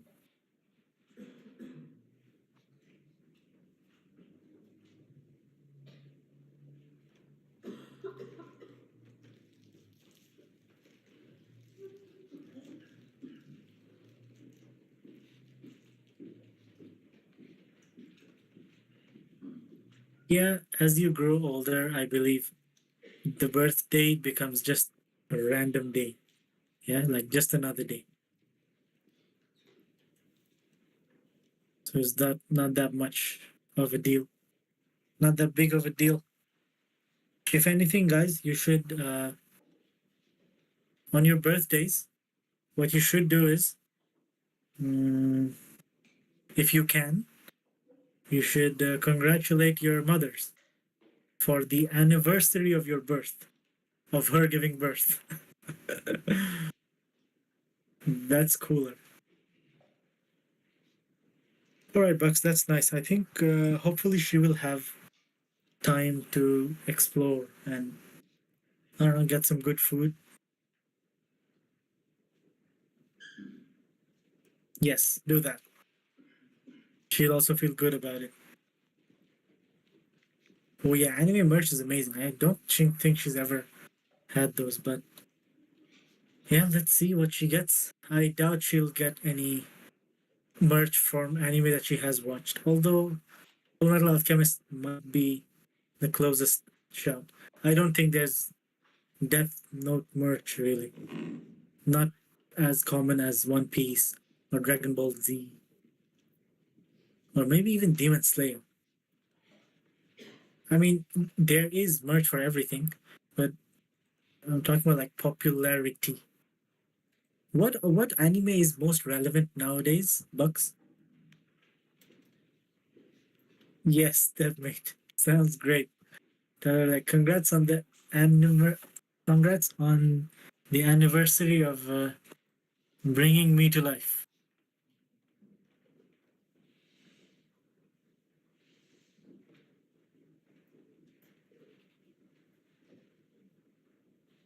I asked what you think was most popular. I also think One Piece.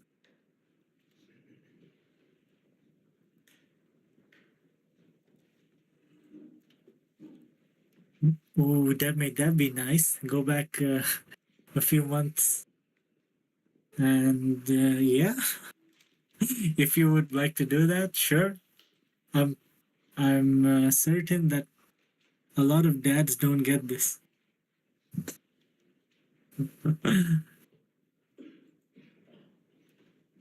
And yes, you were correct. This randomness is an Anna-Maja position where he has finally found the best idea to go ahead. And the king has moved to the F file, and he is trying to open it up. Although G, sorry, King G2 is not a bad move.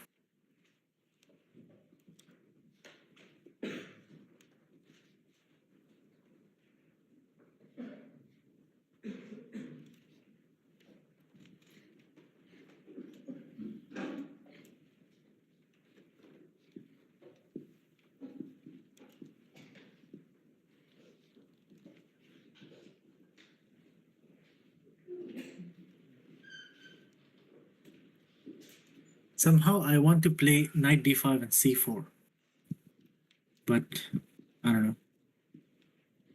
But not yet, I think.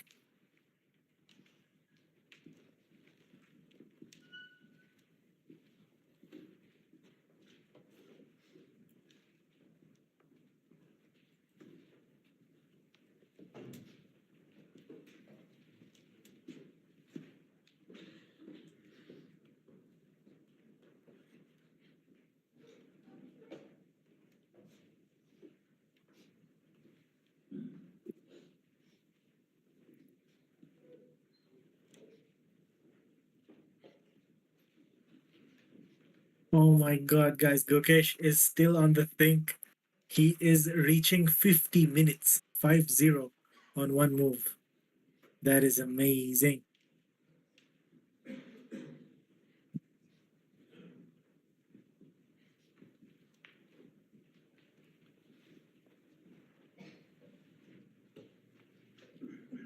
$49.40 now. 20 seconds to hit 50 minutes. She has played King G2. That's what's exciting. Go.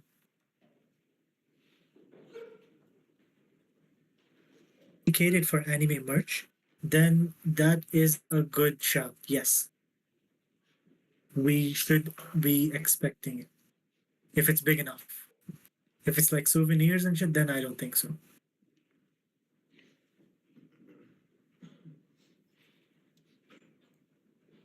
Guys, Gokesh has officially crossed 50 minutes on one move. I don't know why, but this makes me happy.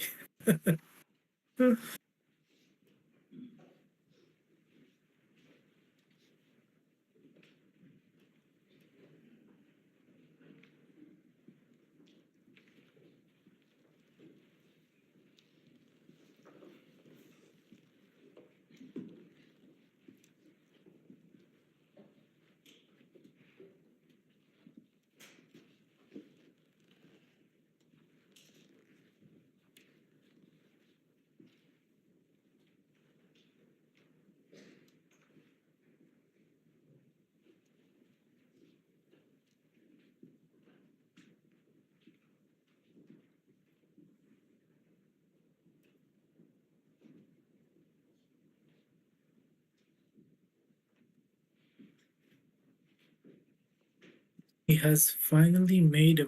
No, he hasn't. Wow. 51 minutes he has spent on one move now. And 51 minutes is how much time Ding has remaining on his clock. Love to see it. Gukesh, please hit 60. Please hit for 1 hour on one move. You will make history. Everyone will remember you for this. There is no increment until move 40. So until move 40, they have 2 hours each.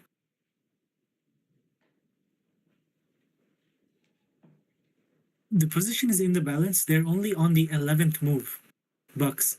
And Gukesh has thought for 52 minutes right now and counting. And Ding has already spent 38 minutes on a previous move. Love to see it. This game is going to be so interesting. We can expect a scramble later. Amazing.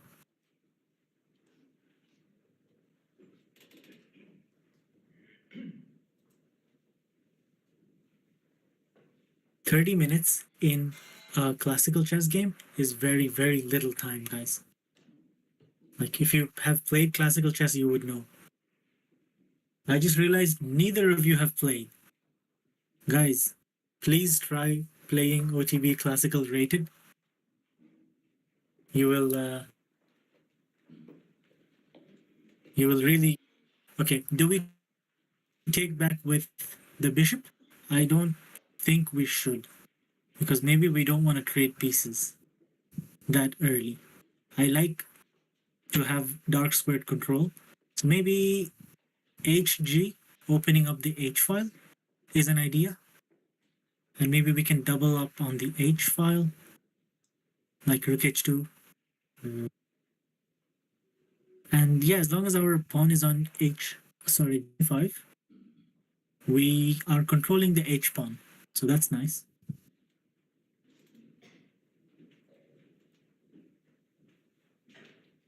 Oh yeah, Bucks, I remember you just played a rapid tournament. What was the time control in the one that you played?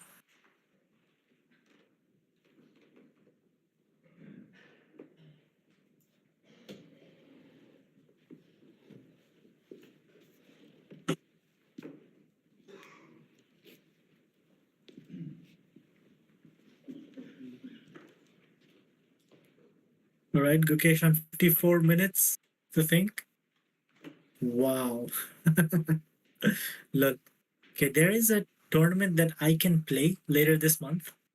It is 15 plus 2. The plus 2 is not making me want to play it because I'm sure I will go down to blitz territory in every game. And I don't want to throw games because of not being able to play fast enough. It's so... I mean, it's for fun. That's the only reason I would consider it.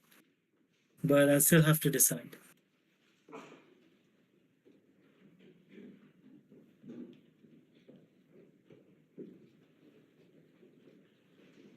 She has played the best move, guys. H takes G5 on the board. Now that she has put one of her pawns on G5, I think this is deserved. G5, that's what's exciting.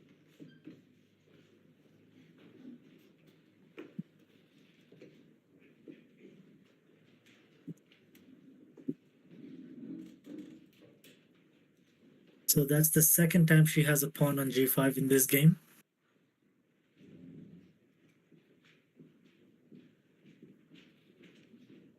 The position is still very, well, not drawish, but equal.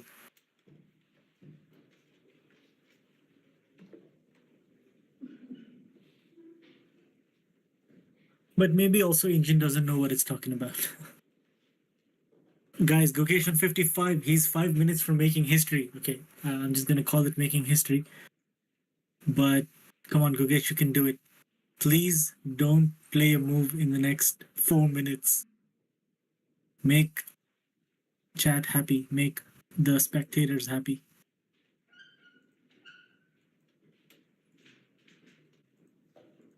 Okay, guys, now Gukesh has less time remaining on the clock than he took in one move. These stats are amazing. Gukesh, don't like. I see you almost want to make a move, but don't do it. Don't do it.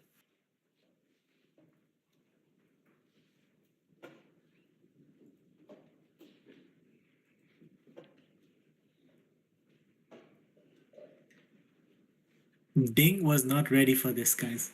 When he played his move after 38 minutes of thinking, Gukesh blitzed him out for the next few moves. But he was not prepared for waiting much longer than that very soon.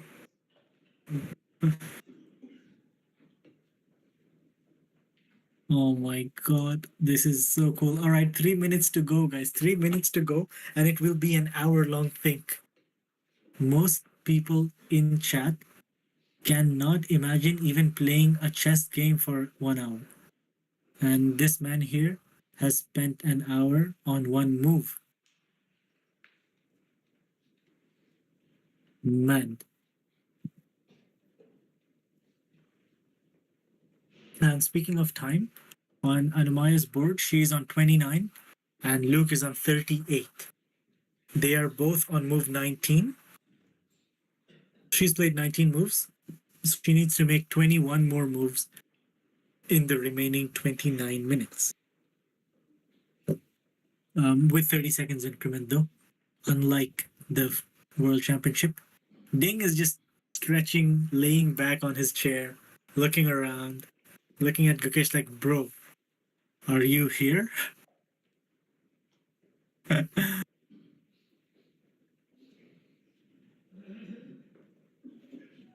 Gukesh, whatever you do, just hit that 1 hour mark. Do it for the memes.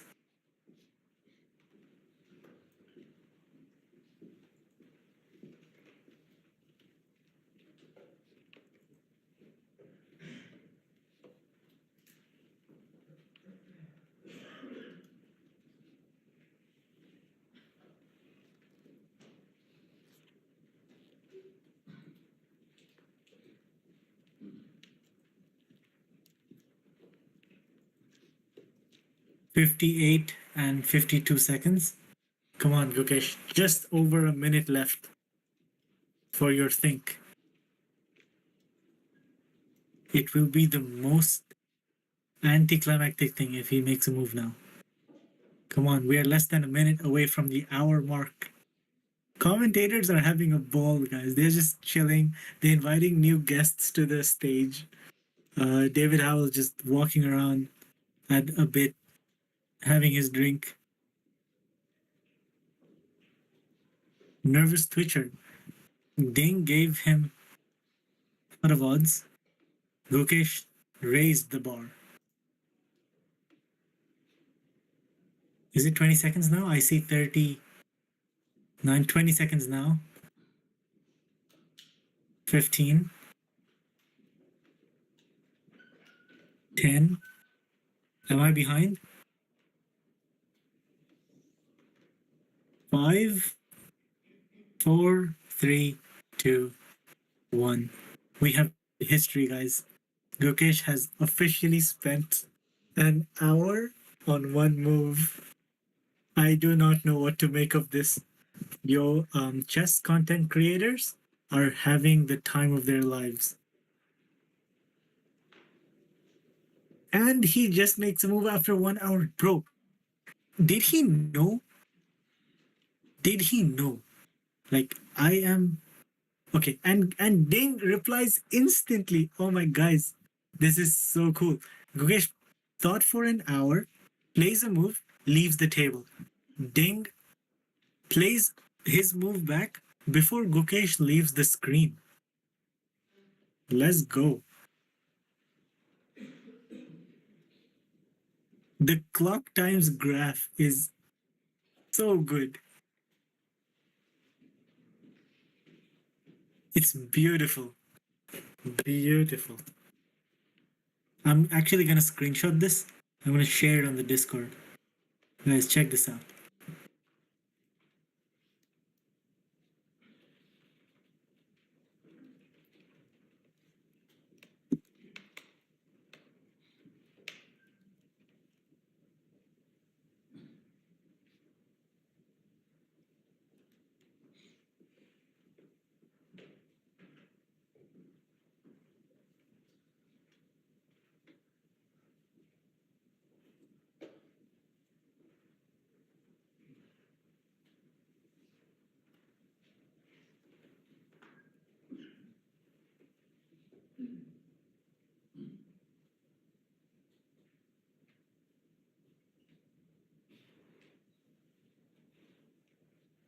Love to see it. Okay, whereas on this board, however, let's see what the clock times are like. Okay, he's getting close, so he is within 5 minutes of Anna's time. We like to see it. I feel like he is a little uncomfortable on this what's the word here? Exciting type of chess that Anna-Maja has brought to the table. He thought he could play with some tricks, but little does he know, Anna-Maja is a very good tricks player.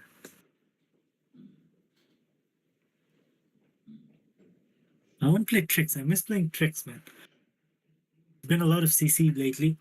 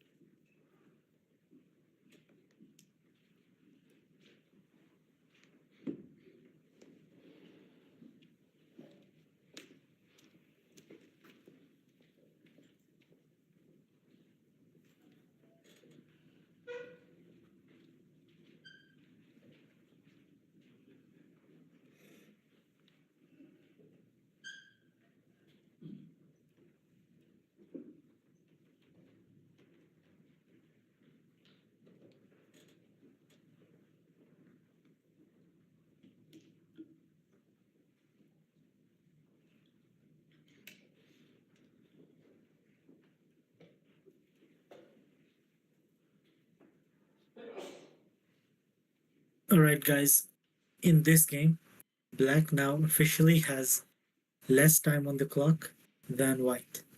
So Anna-Maja is up on time, Ding is up on time. Let's go.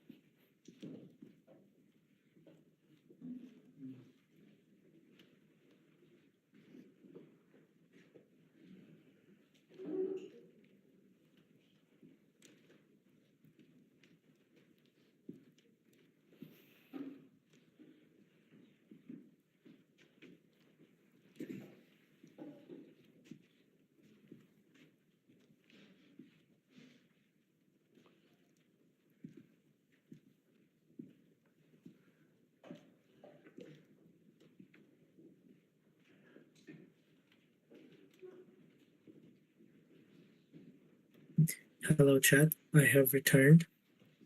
Can you hear me? I hope it's still working.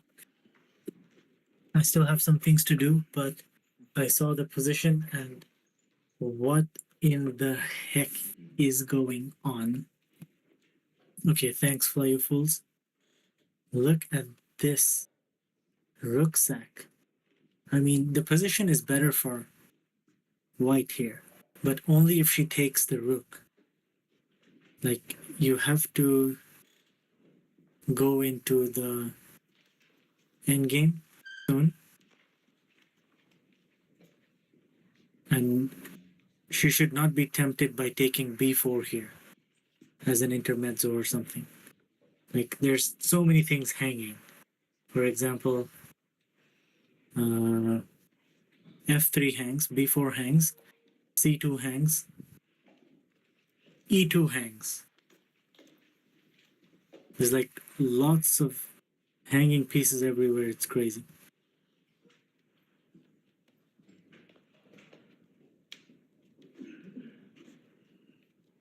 Hello, YouTube. Hello, pets. Yes. I mean, the obvious move is king takes f3, but you have to be worried about something like winning back the piece on b4 or losing c2. Engine gives best line as queen takes d5 check. But over there we can just take.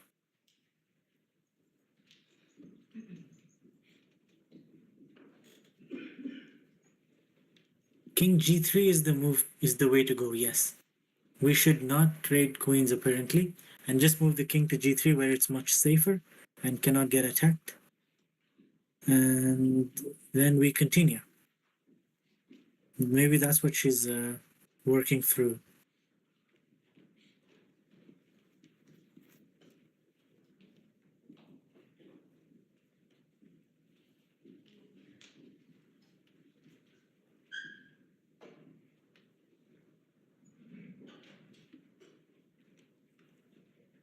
Yeah, king g3 is actually safe because on f3 you can have a timely e4 check or a rook f8 check.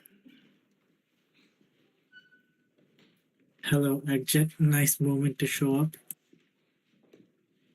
Would you like to join in? Because what a position is this?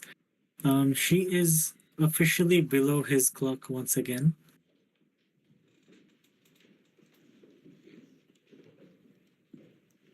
She's on 13 minutes. Well, below 13. She has played the best move, finally. Let's go. She is not scared of the resulting complications. Finally. Okay, good. Don't worry, Agjet. I have my best friend here who tells me the answer to every position.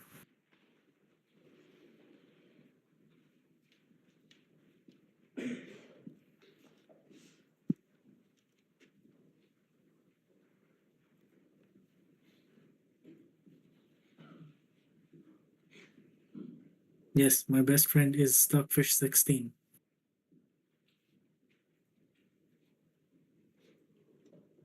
Bearsuit attack. Don't expose our secret behind the doors relationship. Come on. Let chat keep guessing. Yes, Agit looks okay for white. It says, engine says +1 point something.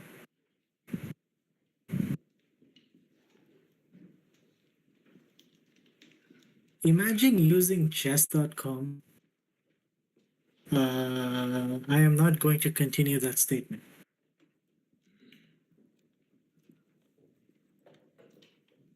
Yeah, here if...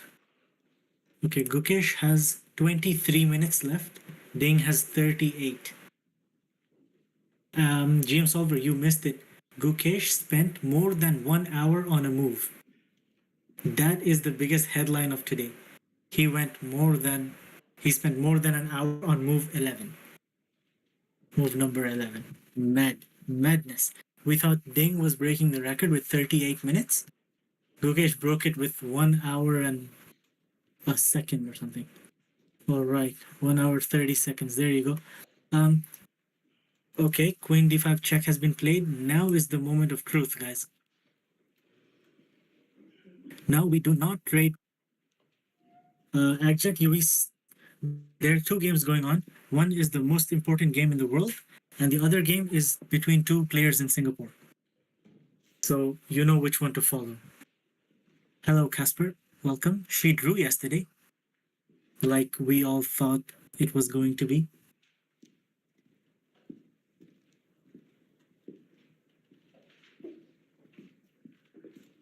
Hey, but it's not my joke, to be fair. Somebody else in chat made that joke earlier.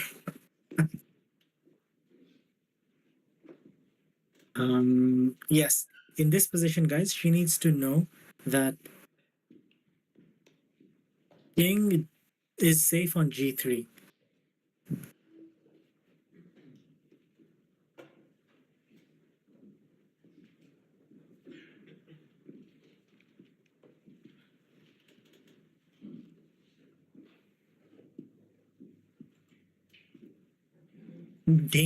Ding is chilling, but king is also chilling on g3.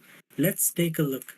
If king g3, we trade queens and knight d5, right? Because it was hanging.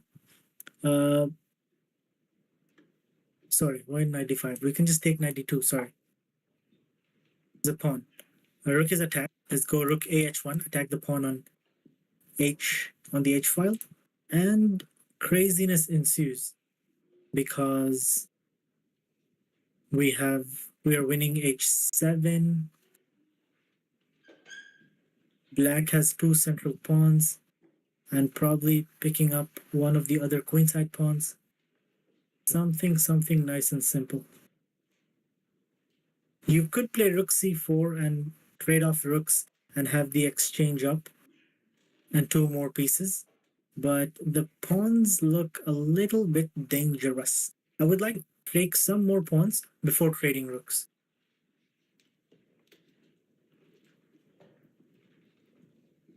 I mean, with queens off the board immediately, like after in the current position, if she takes I think the winning chances for black are very low. For sure. But if king g3 and then queen d2, bishop d2, and knight c1, knight c2. Wait, why can't we pin? Oh, because there's d5 stopping rook c4. Damn. Damn, Daniel.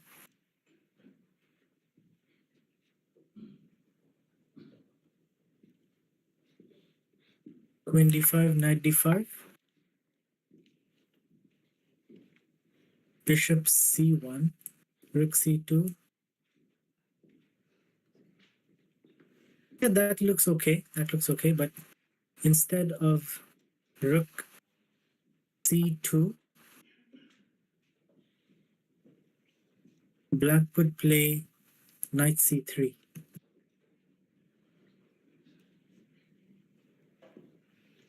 And then you can trade a pair of knights. And rook comes with check, and then you drop c2. It is not the best, but then d5 also defends a3.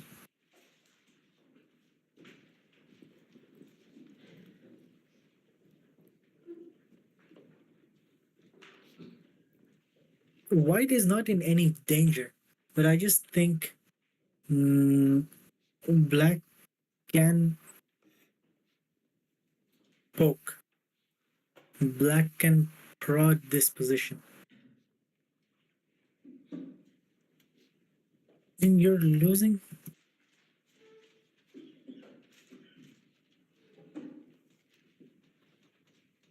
I mean, giving up c2 is actually good for white. If you take c2 immediately.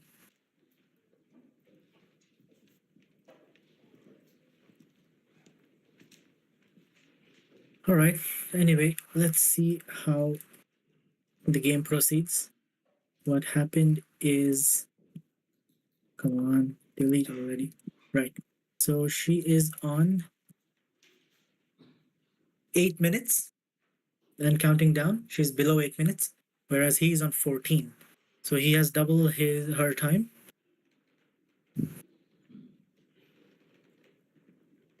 Hmm.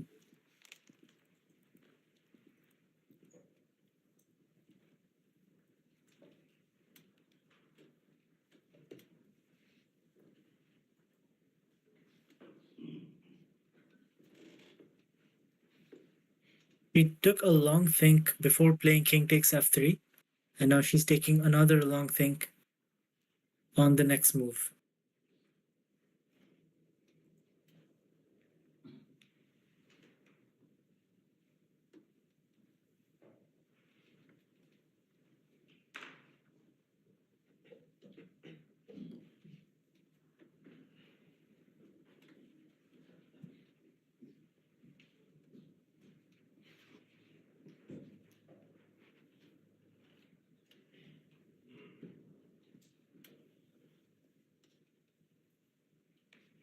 Yeah, Alberto, after rook ah1, the h1 falls as well.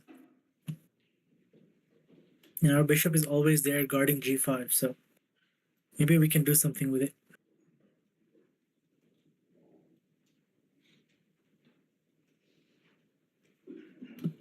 I also would like to pick up some pawns before trading rooks, but I don't know. Is she gonna do it? She does it. Oh my god, guys. This lady is a machine.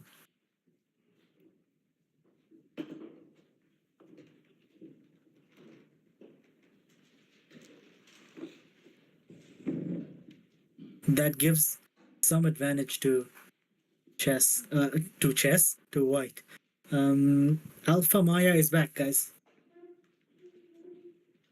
They did get scammed in the beginning of this round. If you guys missed it. What a game. I mean, seriously, most important game in the world. And then on the other side, there's the two guys playing chess in Singapore by taking long.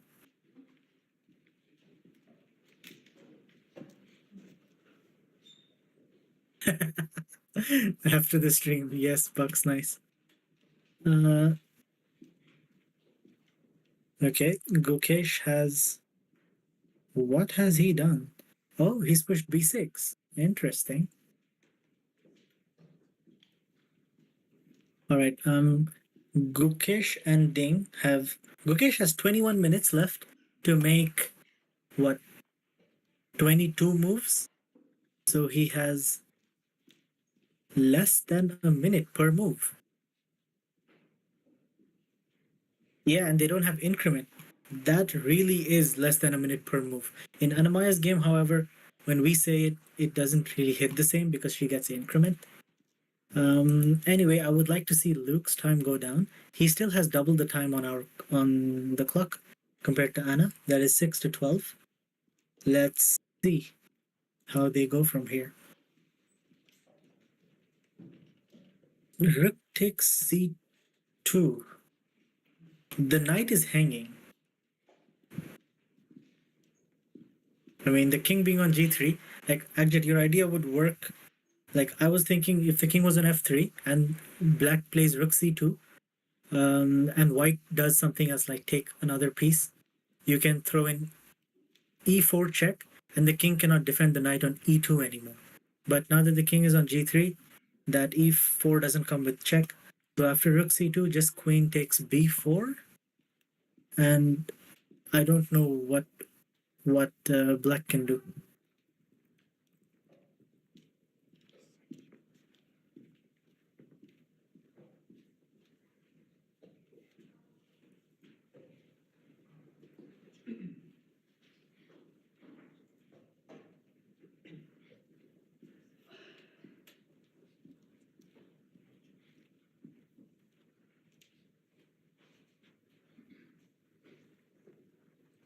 After rook takes e2, queen g4 is one of those puzzle rush moves. And not puzzle rush, actually, puzzle storm moves, if I am to be precise.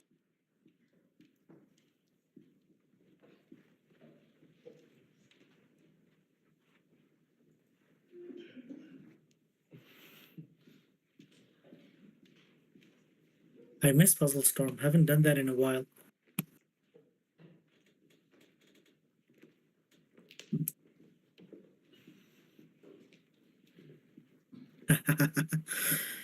If you see mate, fly you fools. You know how the saying goes.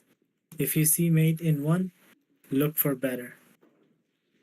All right. Thanks, Luke, by the way, for giving us some more time on the clock. Reducing the time difference, that is. He's down to 10 minutes, whereas she's on 6. Oof. That's rough. Yeah, man. I remember one day I was trying to beat my previous record. I don't think I did it. My record is still at 40 in Puzzle Storm. And one day I remember I did at least 100 runs. And that went on for so many hours. I was obsessed, but I gave up and I never tried after that. So 40 is my peak, and I don't know. I don't want to try it until I'm back in form someday again. So queen d2, bishop d2, rook c2 is impossible because rook before rook d2? You mean rook e2, right? GM solver? Like if black, if white takes the rook knight on b4, black takes the knight on e2, and then rook b7. Yeah, you're right. But doesn't rook d2 hang the rook? Let me see. Queen d2, bishop d2. Oh, sorry. My bad. The bishop's on d2. I thought bishop is on e2. Yes, so you take on d2, and then white takes on b7, attacking that knight and bishop. You take, and we're still up the exchange, yes?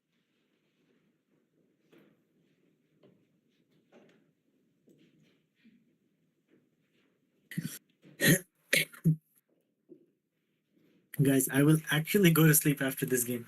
For the first time in the last 10 days, I'm having a game end before my time to sleep. Brilliant. Brilliant. Interessante. She is on 6 minutes. Luke is on 8 minutes. Let's go.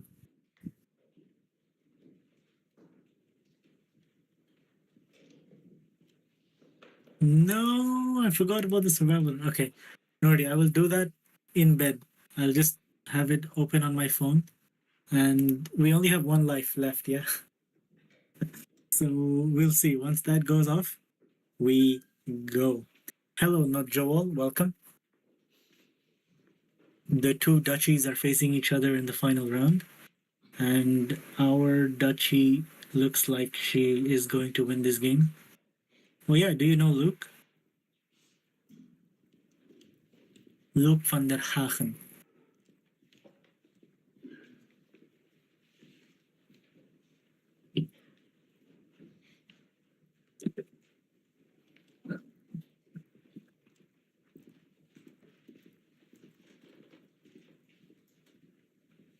Not Joel isn't looking at this. Achet, you and me are not on the same level of copium. Exactly. When have you seen -1 being a loss?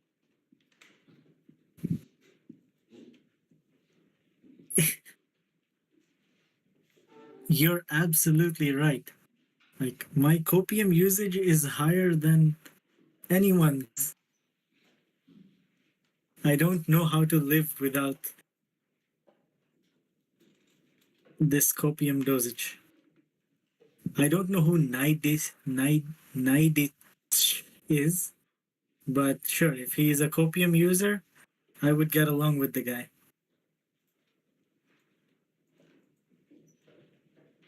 Hello, Chaos. Good morning to you too. Do you also take copium?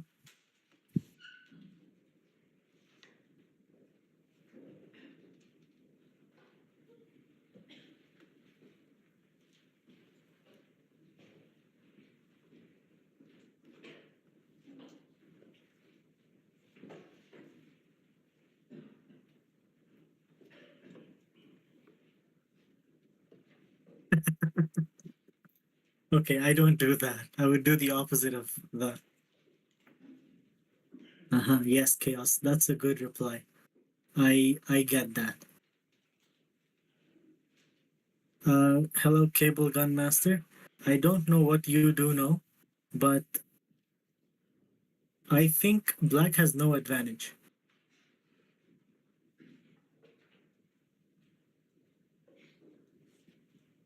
G5 per game is actually a good statistic to have. Because in this game, she has played G5 as well. I think it's less than 0.5. Maybe like 40%. Maybe. I mean, okay, there's 10 games. We can actually count a round number of percentage. Also, there may be something going on here.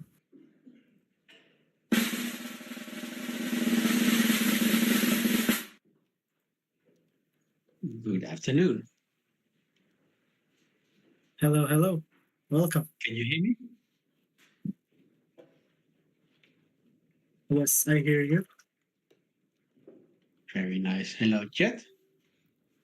Nice to see you, and happy to be able to assist Blue Boy in his commentary. And we have moves. We have a queen trade on the board.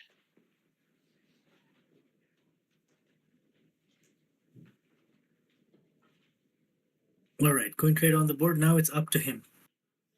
Let's see where he goes with this. He has a choice to take c2 with the knight, because if you take with the rook, then there is the whole line where you keep taking pieces. He takes with the rook. Okay. Achet.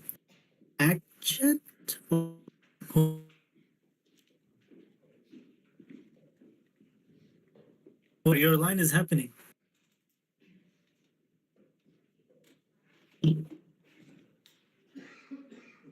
Take our line.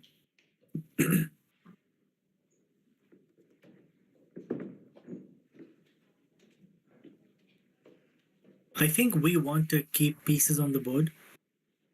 So we would like to play bishop takes b4.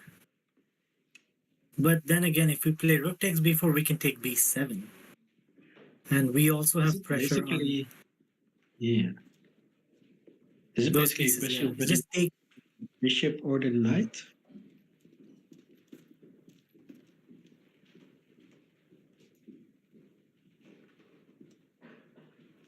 Yes, we will have rook and rook versus rook and bishop.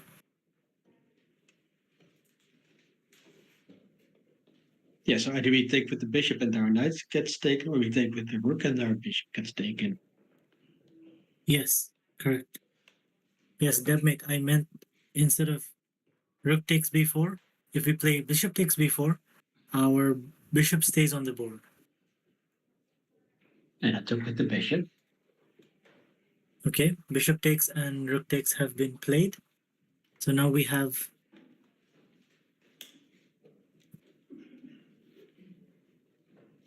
two pieces and a rook. What's the idea with bishop takes d6? If bishop takes d6, bishop takes d6.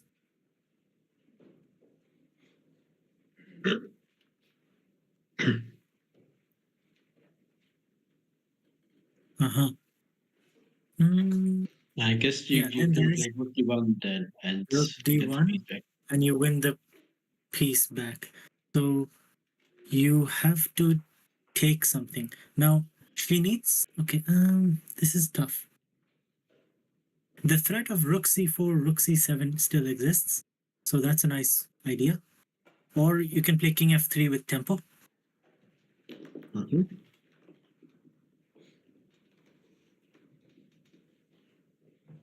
But yeah, bishop takes d6 is a nice move too if she wants to play it like that. Bishop a3 engine doesn't like because apparently it's a little too slow. She needs to make tempo moves, which is king f3, attacking the rook, rook c4, threatening rook c7, or bishop takes d6, winning a pawn. Okay, chaos.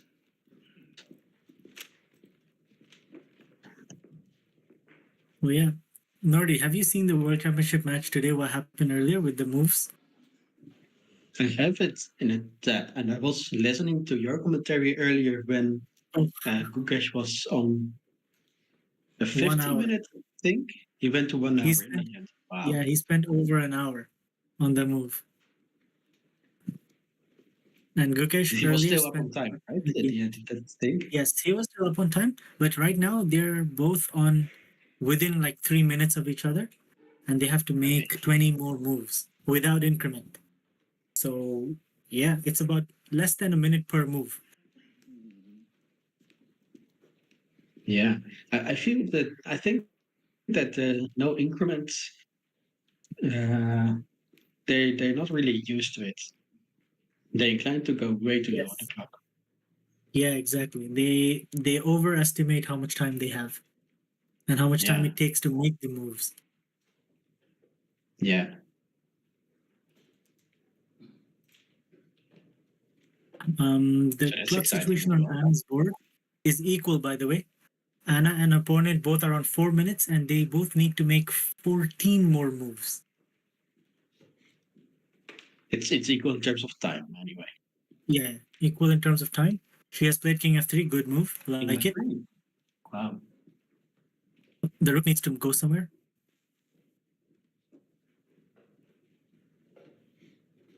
I love it when Anna plays precise in these Oh, low time situations. this Alpha-Maja is showing. She is really being precise engine with this move. Like uh, h4, king f1, king g3, king back to f3. They're all engine moves. I mean, they make sense. It's probably easier for her to find them than I would, but it's nice to see the engine agreeing. Yeah. So we could go rook c2 now, trying to meet the threats of Anna placing one of her rooks on the c file. But in that case, she can trade rooks, I guess, by playing rook c4.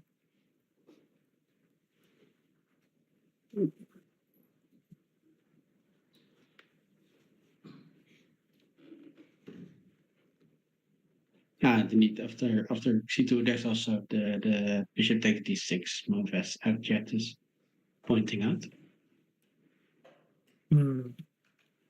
Because rook c6 defends the thing.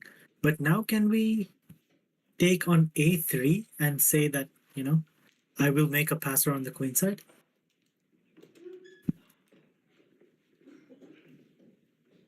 I think so.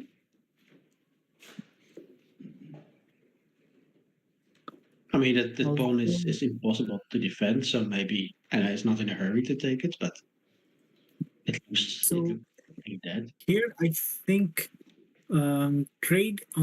The problem is our g5 also hangs. So I was looking at, say, rook c2. Because if rook b2, then bishop takes a3 comes with tempo. Yeah. So rook c2 immediately, and white plays rook c2 to try and trade rooks. And we have like up the exchange, winning some more, trading more material down. So rook c2, rook c4. Did rook c4, and then rook c4, bc4, bishop takes g5. No, maybe not, because then you lose d6. Yeah, Yeah. The only thing black has going is the central pawns, I guess. true. And they're not looking very safe. Yeah. Like, With I would like bishop to have takes the only d6. rook on the board, just like yesterday, Yeah. which was actually today for me. And Anna's opponent is taking his time. Oh yeah, the time situation, guys. He is on 1 minute and she's on 3. Guys, time scramble is here and she has gone higher than him in Elo because time scramble plus 200, it has applied. Let's go. This is the most important game in the world right now. And on the other hand, the two random guys who are playing in Singapore, they are also approaching time trouble soon. So after this one ends, we can see that one. Perfectly poised.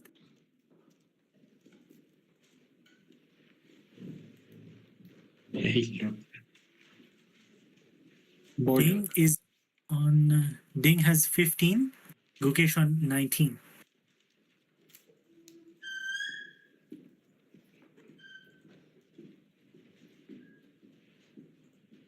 Yeah, and it's a very complicated game between Ding and Gukesh. Right.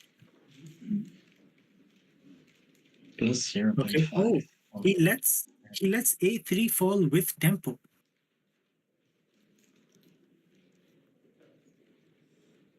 I Indeed. mean, and that's the only move. Like, I do not see why he allowed bishop takes a3 with tempo. Can somebody explain? Can someone FM strength or close to FM explain? I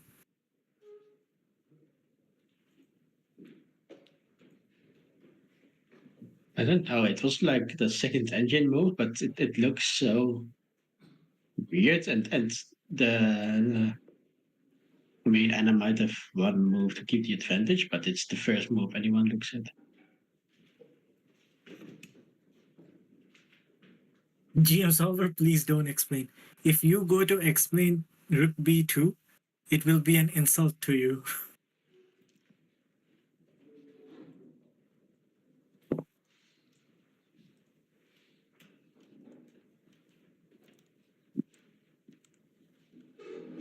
So bishop a3, rook c2, rook c4.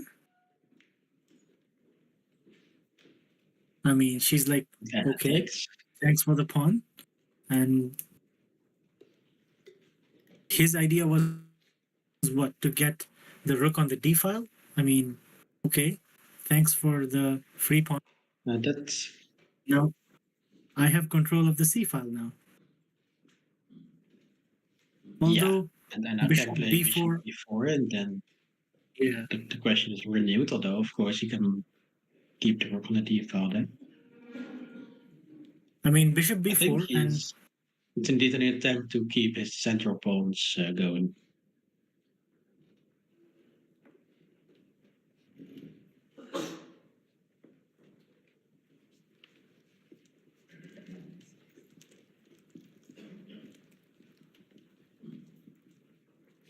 okay, how about king e3?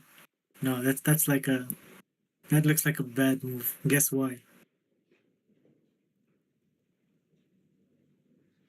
Bishop takes g5.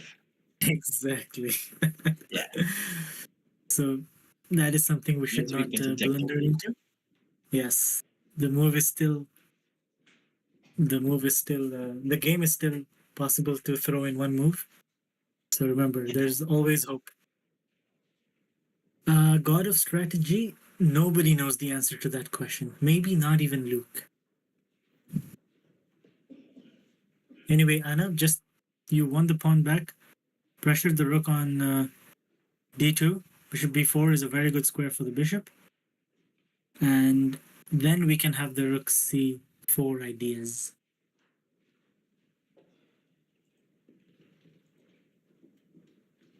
Like once we get our rook on c7, I think it's over. This is move number 28 played. And has a number of options. I hope she doesn't take too much time to decide. Right. There are 12 moves to play in the next 1 minute or so for each. Okay, she plays it. She plays Bishop b4. Let's see where is rook now. Does he go to the c file or go up to d5 to escape?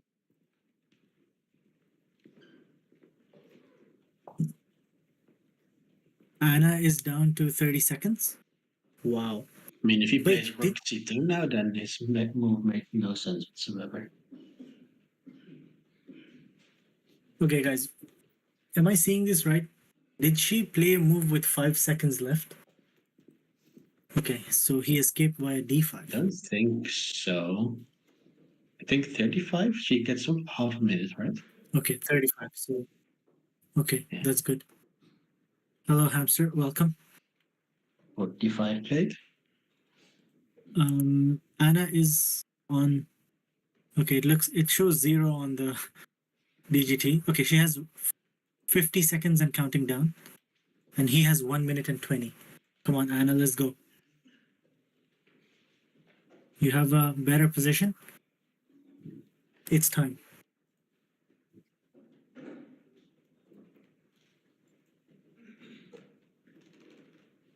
So what do we want to do? Hold on to the g5 pawn? I don't think so, right? Just go rook c4, rook c7. Oh no, she's going for the a rook.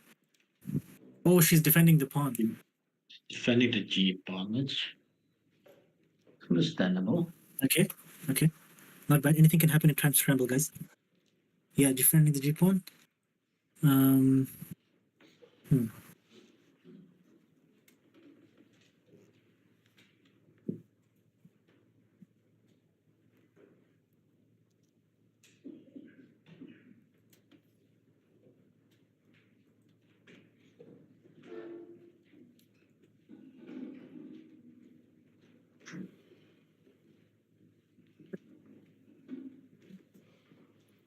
One of the possible moves for black here is h5. Which, Oh yeah, h5 and you cannot take because the rook hangs. forced. Yeah. Okay.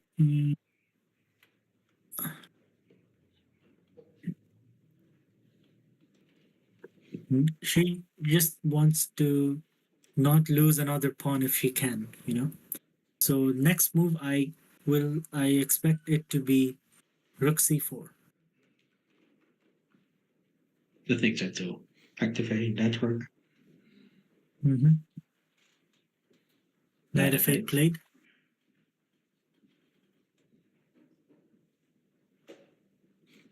Although now, engine gives only one move as an advantage. But you know what? Right now, I think it doesn't matter.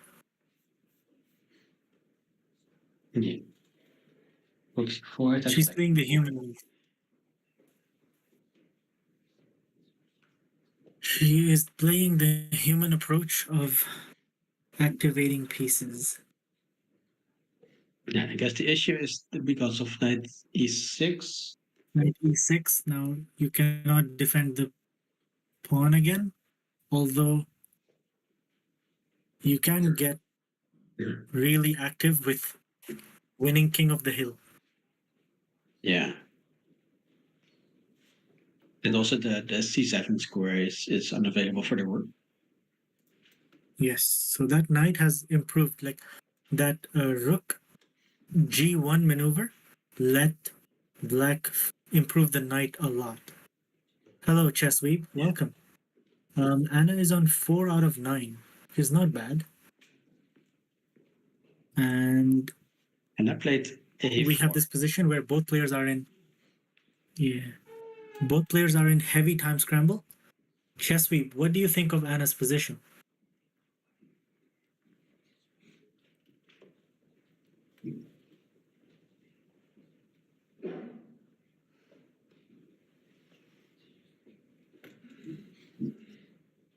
And one issue is the existence of rook d3 check in this position. Rook d3 check, hangs b3. Yeah. I think she was very low on time. Yes, she was very low on time. But he didn't take it. He Right. takes the other pawn instead. With check. Understandable, because he has another pass on the H file now. And it's check as well. King e3 E3. played.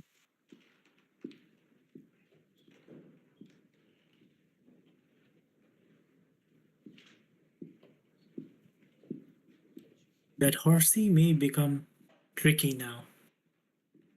Anything Yeah. can happen still, chat. They have to make 7 more moves. She has to make 7 more moves in the next 1 minute or so.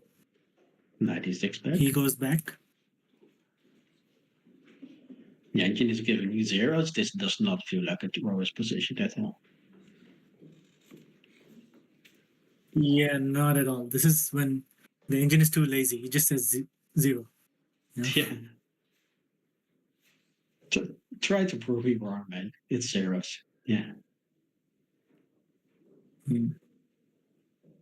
Okay. With 2 humans playing in a time scramble, this is anything but 0. Yeah.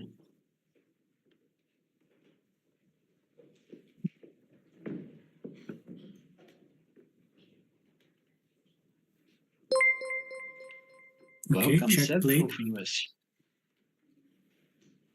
Nice to have you here. Welcome. Welcome, Raiders from Frigi. Welcome. Hope the stream was good. You have joined at the right time. Yeah. Anna-Maja is in a time scramble in the final round of this tournament. Let's hope she can cook something.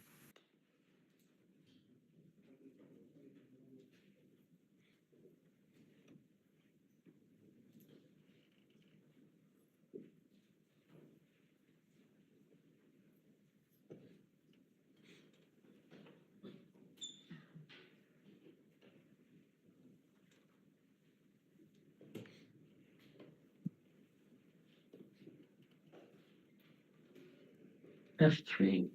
G F3.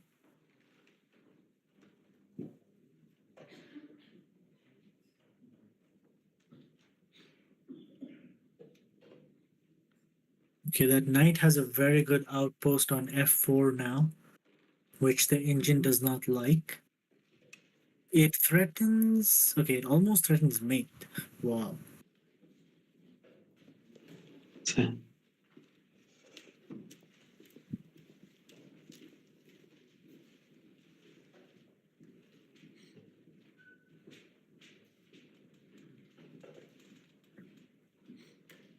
He has played it.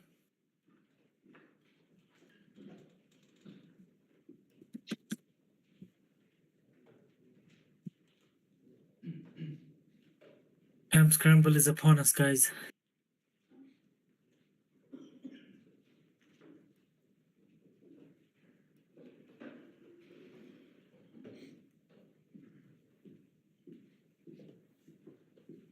Rook H1. Rook H1, okay.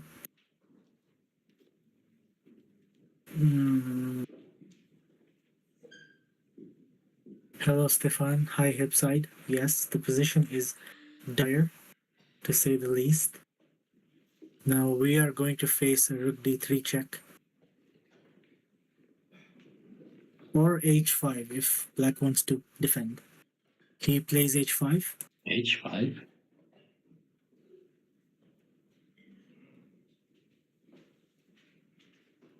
Can we go like Rook C3? It doesn't look good. Yeah, it's probably passive. I don't know.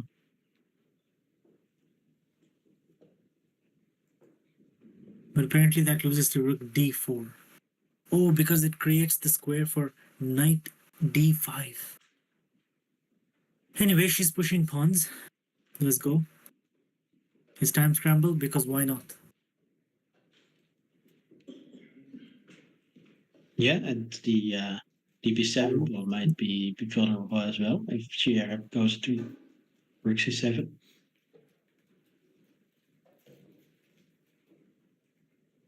Right. So a5, rook b5 on the board. She needs to move the bishop.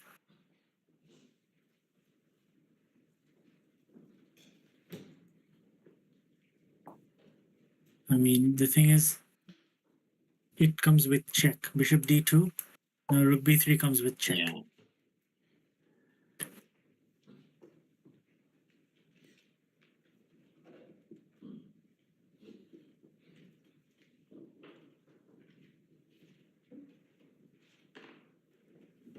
King f2 looks like the only move. Only decent-ish move. Yep, king f2 played. Chat. She needs to make one more move.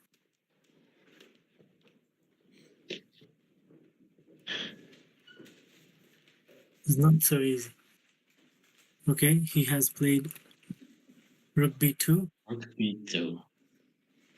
And she should defend it with her. And the only move he has to defend. I mean, it's pinned, you cannot move it. So you have to go rook d1.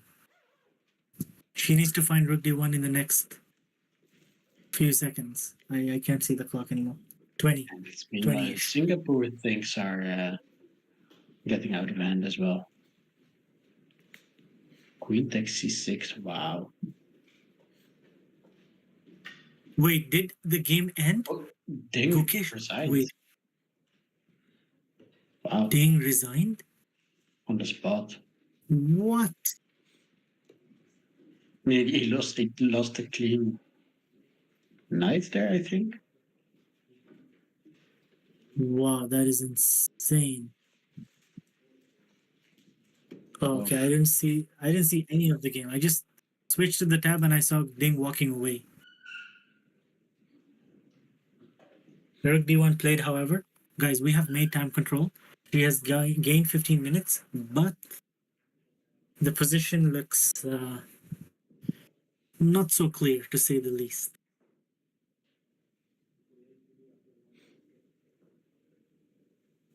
Yeah, I'll need to look at a recap of that game, but I'll check it out later. Yeah.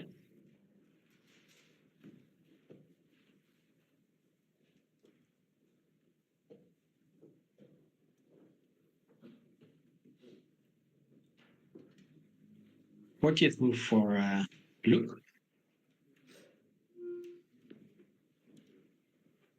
h4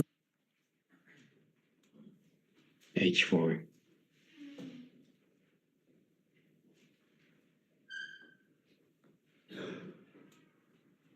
And Anna is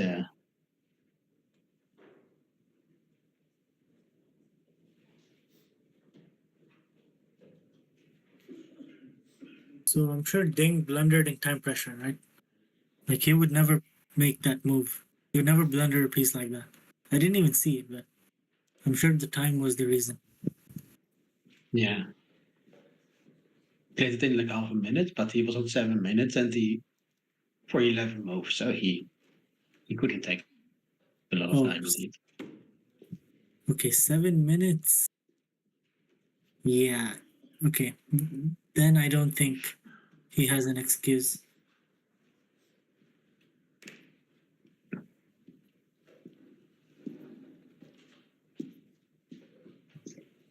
No, but Alright. he's been in this kind of situation before. It must be very stressful with the clock still. It hasn't correct. Yeah, okay.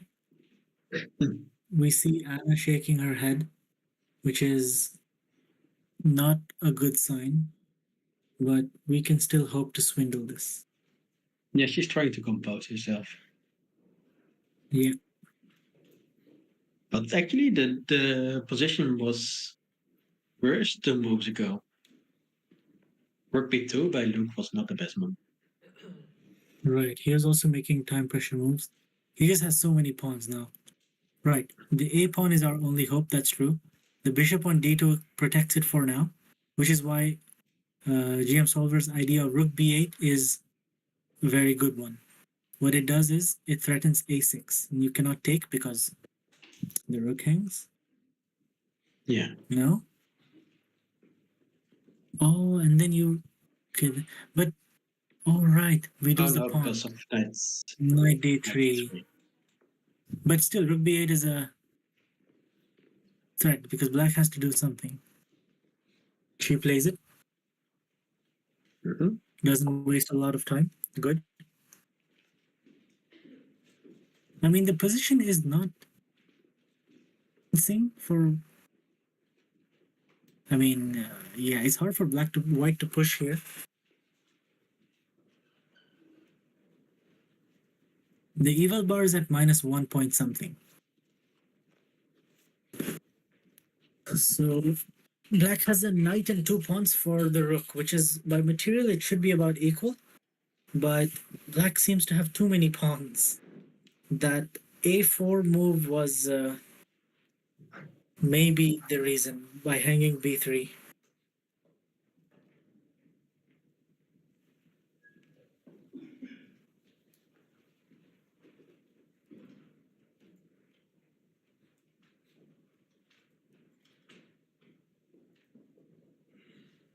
Yes, actually, this is what happens in time pressure.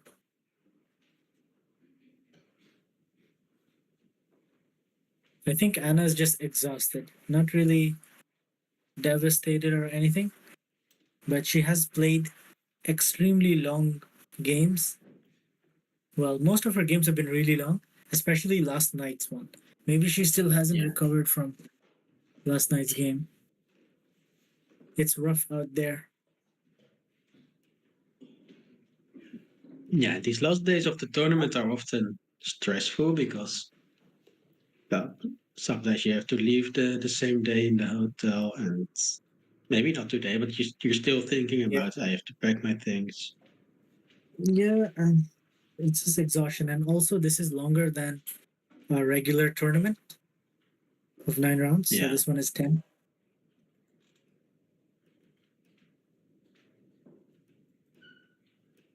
She can still swindle this, though, I believe. Ik definitely. geloof. She has saved much worse positions.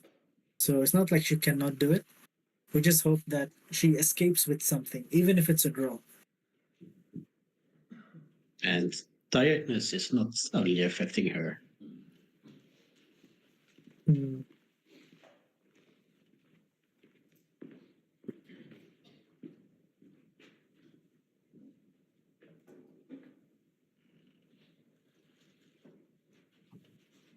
Win is a little less likely for sure. I mean, we're not down material or anything. We still have up an exchange. Like 1 or 2 pawns can be stopped in some endgames. So maybe he will do a ding. Yeah, you never know. If Ding can blunder with a piece with 7 minutes, Luke can blunder anything. Indeed.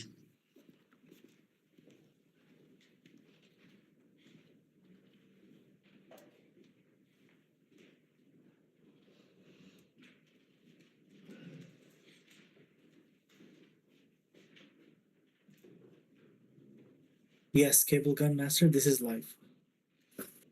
What does do a ding actually mean? Like, does it mean blunder something or? Uh, Today it does, I guess. But earlier I would have more thought about playing the French or the London in the World Championships because that's becoming its trademark as well. Ding chilling.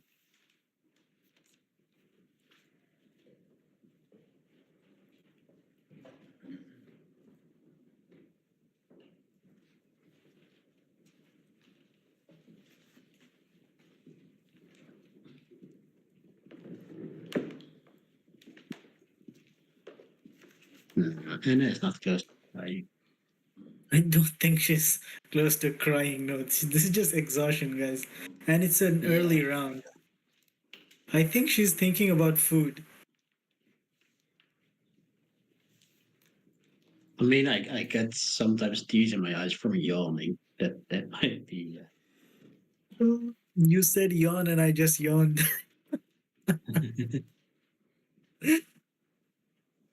Mm. But yeah, that's true. Maybe she hasn't slept enough. You never know. Because, like, after 9 days of 4 p.m. games, having a 10 a.m. game is, yeah, rough. Sure. Hello, dumb man. What does it look like? Yes, it it is a tournament, but it's the final round.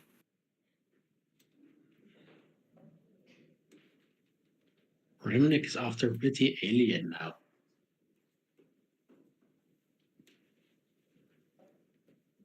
Sash Zan. I wish I could call him anything but dumb man.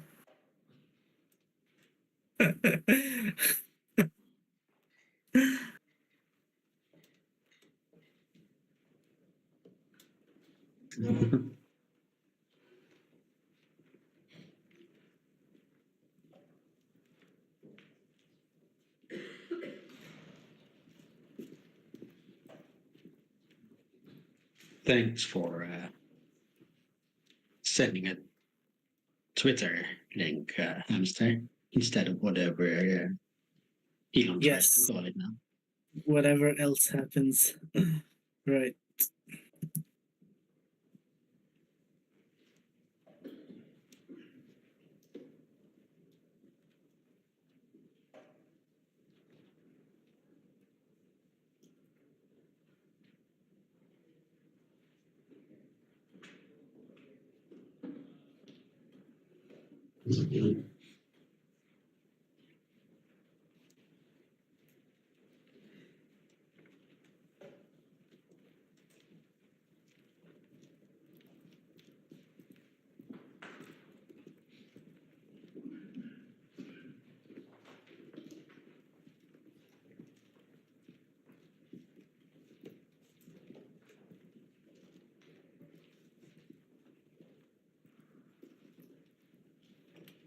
Kromnik has his receipts.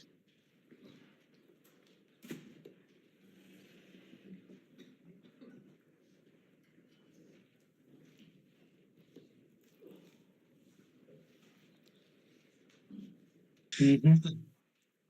I wish Kramnik was using his time on better things, but okay. I love the emote usage website. It's two people Yeah, I around didn't the notice it. platform. Interesting. Yeah. It's a good representation here.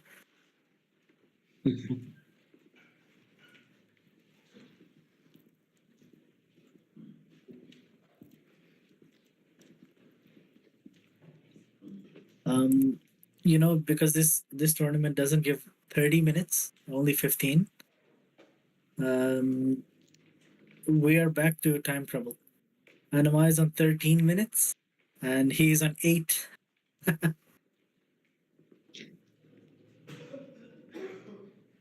Yeah, he's taking his time again. We like it. This time, it's the real-time scramble, where nobody is safe.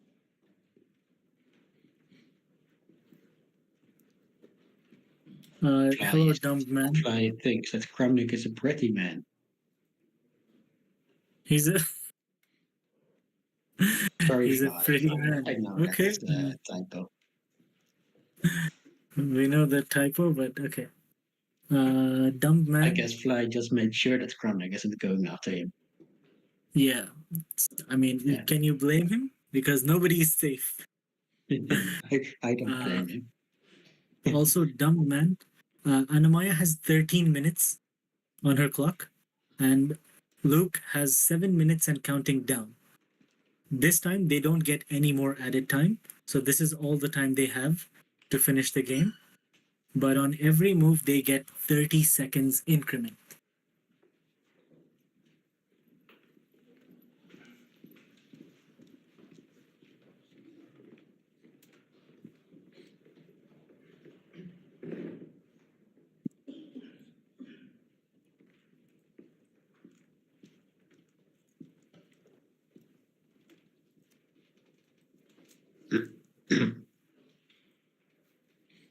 Yeah, dumb man. They started with 90 each, and then they got an added 15 minutes as well. So I like to see that he is taking his time because he has shown that he can lose the advantage.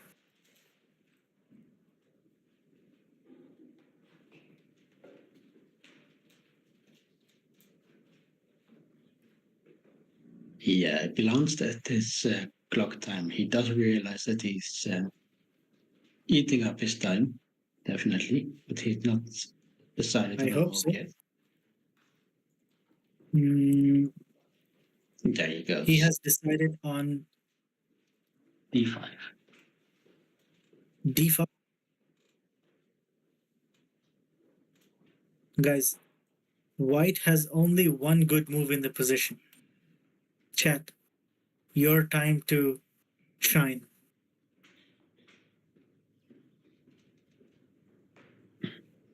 King g1 is losing for white.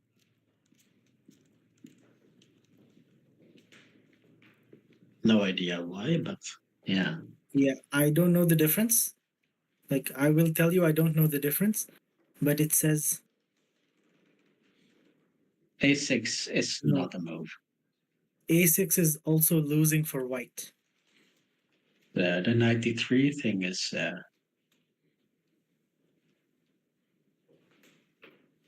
there.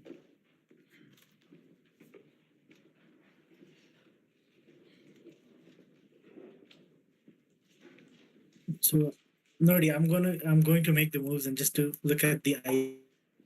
Sure. Yeah, Akjet is correct, and Xian also. King F1 is the only move that should hold a draw, actually, with best play. Yeah, so that's why King G1 has knight E2 check exactly.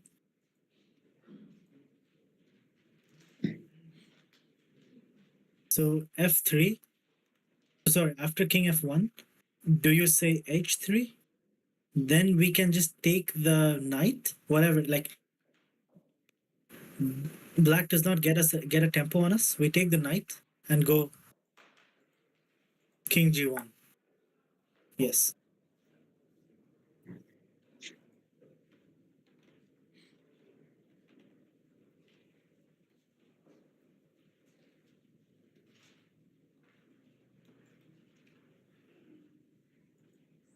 The idea is, of course, we want to take the knight on F4 so we can push A6. But sadly, guys, the problem is after King F1, there is Bishop D6, and the rook has to leave the B file.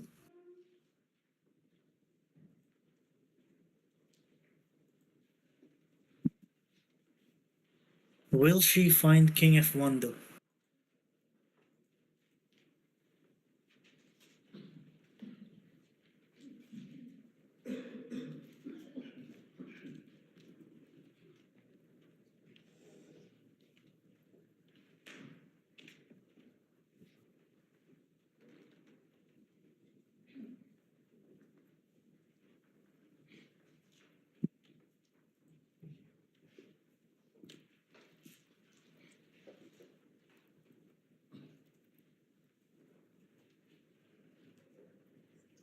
And she's up on time. She can take bit time to calculate this all. Yeah, she knows that there is this idea of A6, which is why she played Rook B8, but obviously it fails to Knight D3, check. So, based on that, the next conclusion is we have to move the king. Now, where do I move the Yeah. king is what she is trying to think. King G2 looks okay, but it falls to Knight. It allows a check, which is something we don't want. So, the line is King F1. If Knight D3, then we have uh, Bishop E3. Wow. And you can like trade pieces. Wow.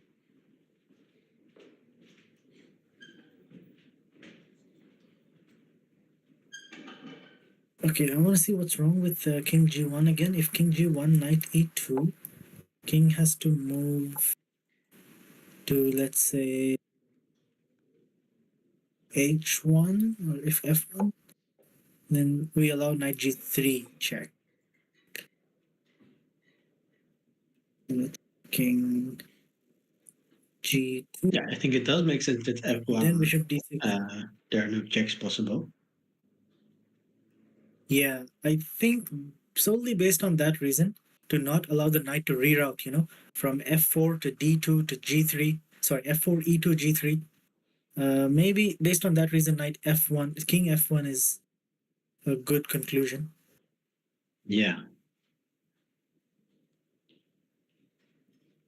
All right, Anna, you can find it. She has 9 minutes, opponent has 6. We're still somehow hanging on.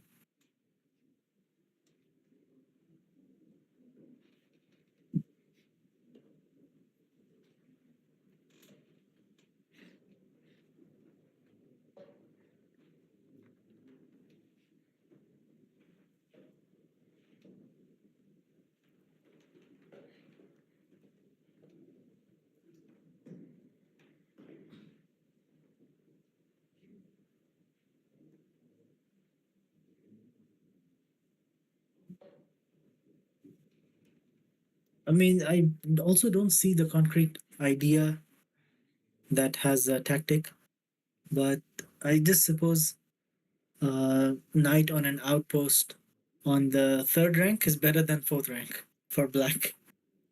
And with the king in the corner, rook on the 2nd rank.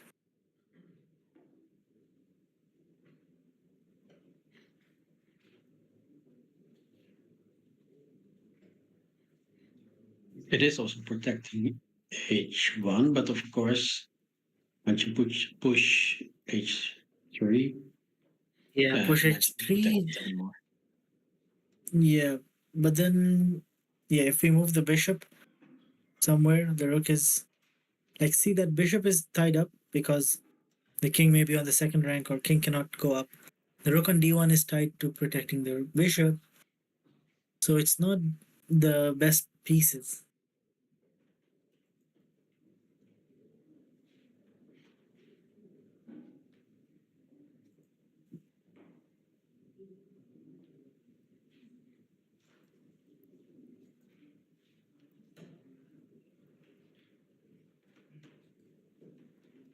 Oh yeah, the knight f1 idea. That's the trick I didn't see. Correct. You cannot take h2 because rook d2 wins.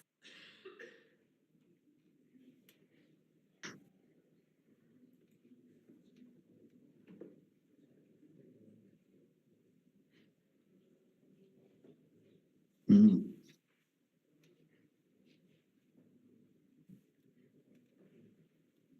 Anna is now below his time on the clock again.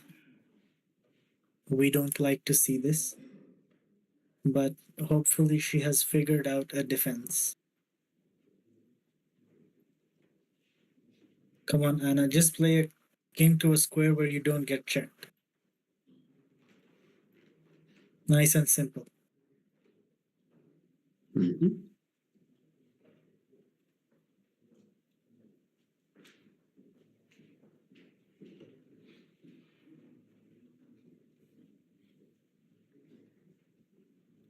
What did she play? She played Yes, a6 pushed immediately. a6.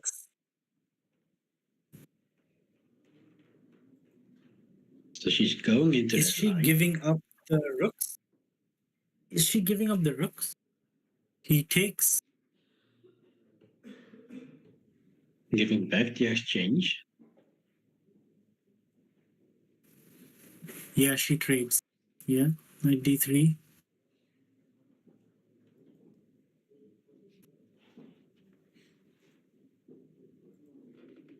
So I suppose she will play rook and bishop versus knight and bishop versus, sorry, and down 3 pawns. Mm-hmm. She's trying to hope for like some sort of consolidation and trying to pick up a few pawns and hold the draw like yesterday. Oh man. This is King going to F1, I be guess it was. a tough end game. This is going to be some game, like both players reaching so low on time.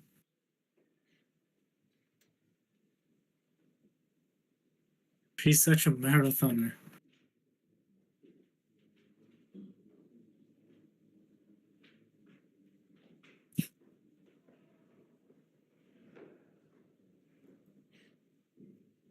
Pawns don't move backwards.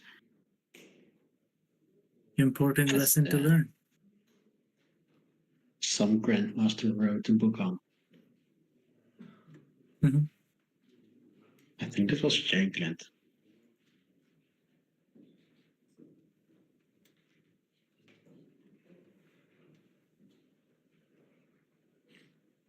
I like King E3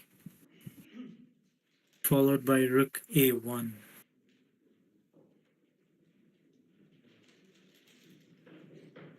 But let's see, King E3.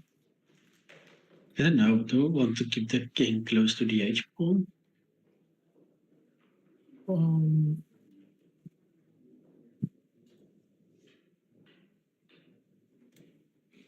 Yeah, that also makes sense. King G2.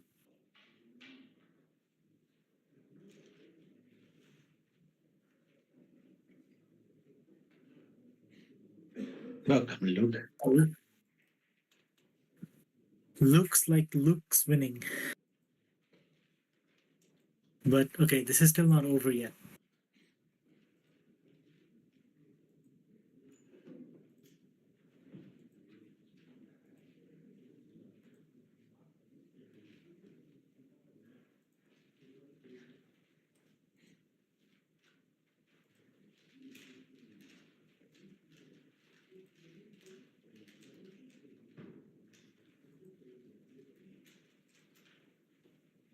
No, it's not over. It's a lot of pawns to deal with, but and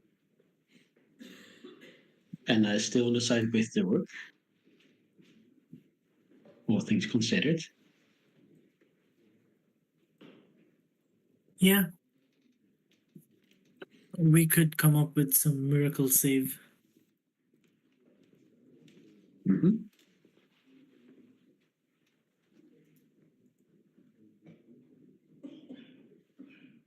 At least we are picking up the A pawn, so we don't have to deal with pawns on both sides of the board. Sure. And maybe later we can give up the rook for like 2 pawns and have like bishop and pawn versus bishop. Should be a draw because we have same colored dish. Okay, that is an issue. It will depend on where the pawn is. But at the very least, And king e2. Like this, of course. we went king e2. Yes, knight takes b2. Rook a1. Come on, let's take that pawn away.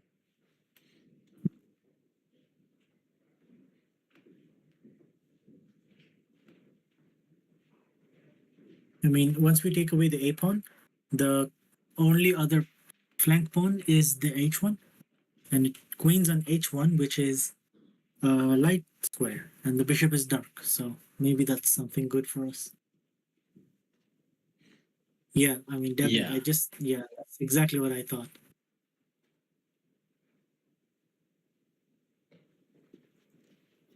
Hey, same brain.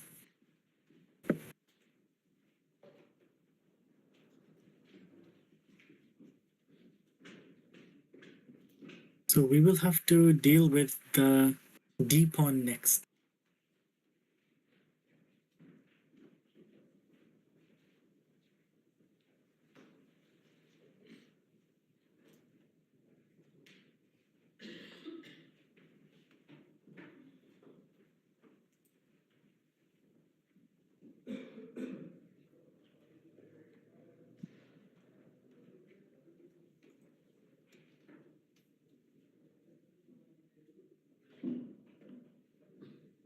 It's time for her to build a fortress against these pawns.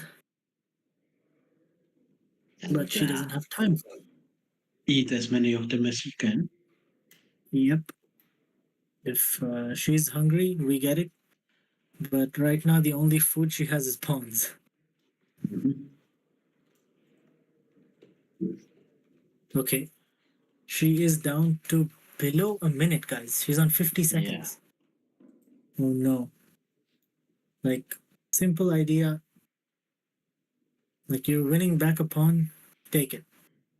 Maybe she's scared of some knight c4, but I really don't see.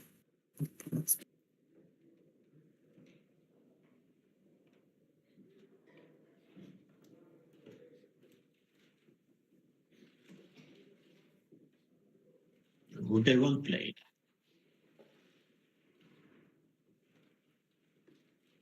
So apparently, if you trade off knight for bishop, it is completely winning for black. There's no chances. h3 wins. She has played knight c4, and this is the idea. She must save the bishop here. If she doesn't save the bishop, it's easy win for black. Mm-hmm. So bishop e1 looks sensible. Yep, bishop e1 or bishop c3, just to provoke d4 maybe, and then go back to e1. Oh, She she did take the allows it. pawn. She did take the pawn. Now, in trading knight for bishop is but let's hope Luke doesn't think. And let's hope Luke doesn't convert this well. I wonder what she's thinking and how she's feeling about the endgame. Now it's all about trying to control the pawns. Now, the simple idea is knight takes d2, king takes d2, h3. You have to stop the pawn. Yeah, there's also the factor, of course, that as Anna is low on time, maybe it helps her when there are less pieces on the board. But Yeah, less pieces to calculate with. Mhm. But yeah, this is up to him now. Sure. Yeah, the bishop g5 f4 maneuver is quite deadly.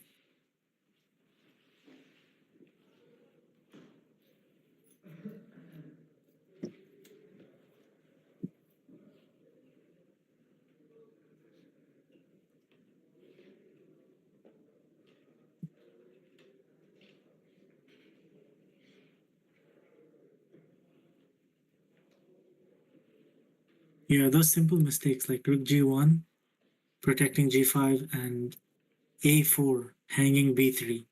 Those were the only two mistakes, I think.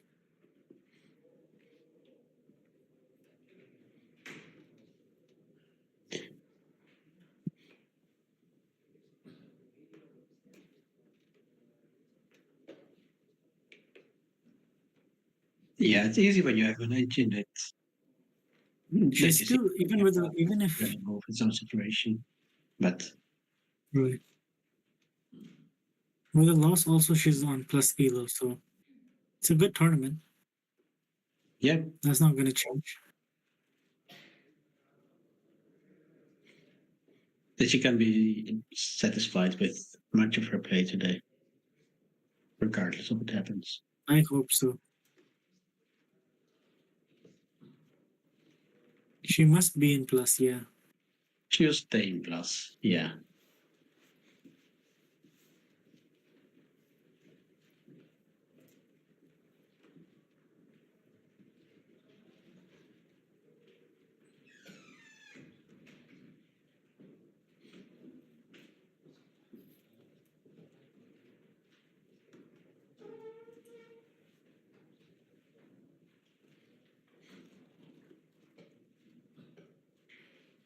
Okay, Mukan Master. We hope you find your daily dose of calmness in here.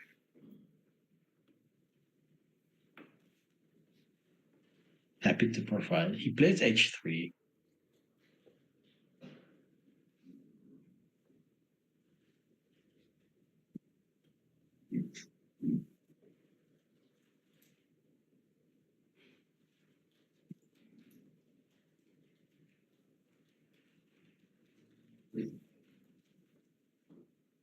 Hmm. Of course, the bishop right now cannot stop the pawn.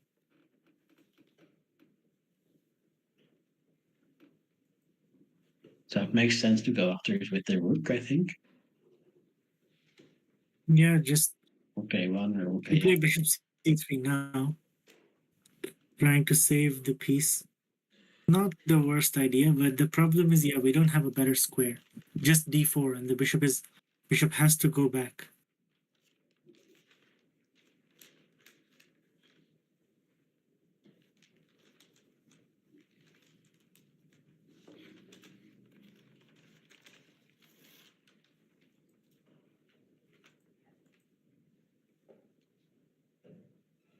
What Yeah, is because her? otherwise it blocks the rook from stopping the h pawn. That's a pity.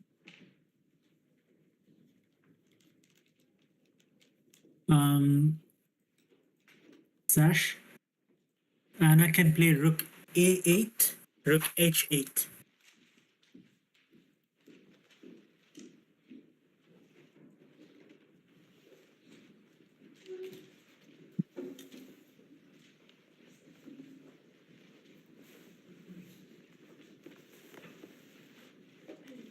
But if you make a move to not push the pawn, then king f2.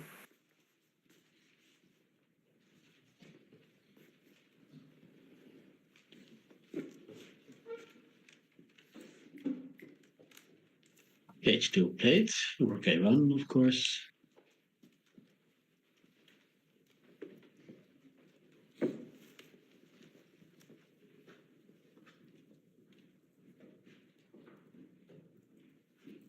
I think he wants to play bishop h4, bishop g3. Or bishop g5, bishop f4.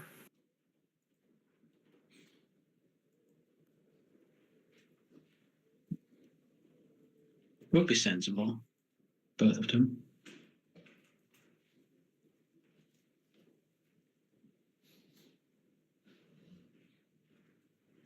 Also because it's impossible to challenge that bishop with a run. So d4, we have to move the bishop, right? d4 you played.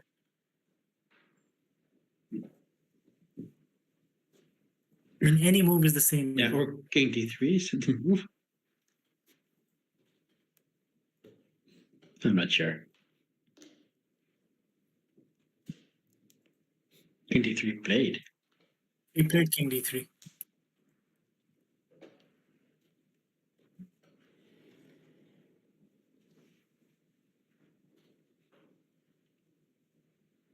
I mean, the e pawn is never a problem, and she's just playing a spicy chess now. She's just playing whatever. It's okay. She's just asking him the questions. We take the horsey, yes.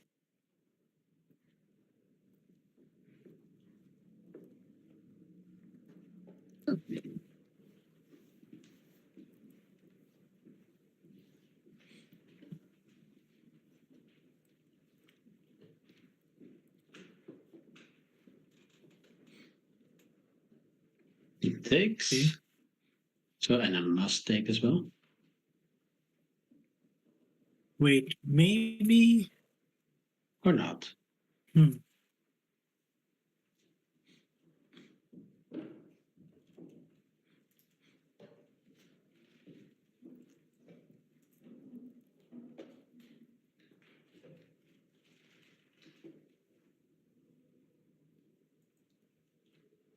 Bishop g5. So she has to take the pawn here.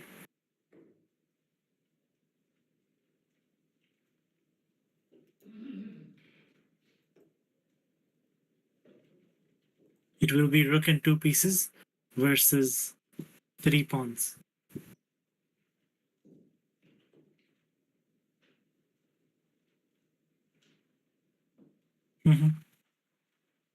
Oh yeah, you can play rook h1 and somehow play bishop g1.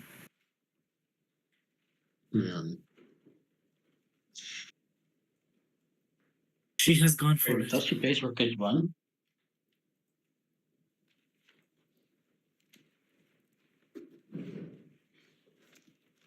Yeah, you kind of hope that she gets to a position where the guy needs to play one move for the tempo he needs, and but it looks increasingly tough. Hmm. Yeah, it is.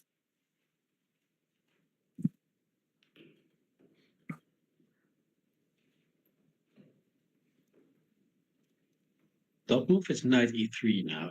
I'm not sure how logical that is, Because but anyway, he bishop is finding one g5. moves.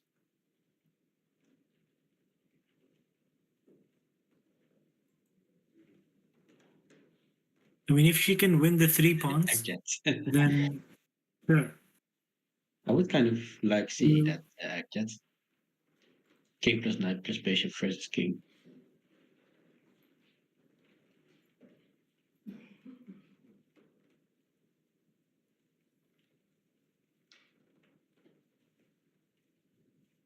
Bishop c5, king takes c3.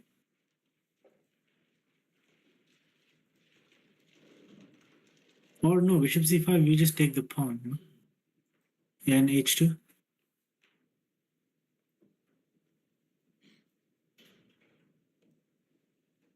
Maybe there still are ways to swindle this. Okay, the knight move. a3, okay. That gives us some slight chances if we take c3 now. Come on, chat. The eval actually jumped back up a little bit, although it's not much of a difference. But we have to take c3. Yeah. And after that, we are winning the h2 pawn as well. So he just gave up 2 pawns, yeah? She Yeah, did I think he take. just. Yep. So now I guess a knight's a b5 check.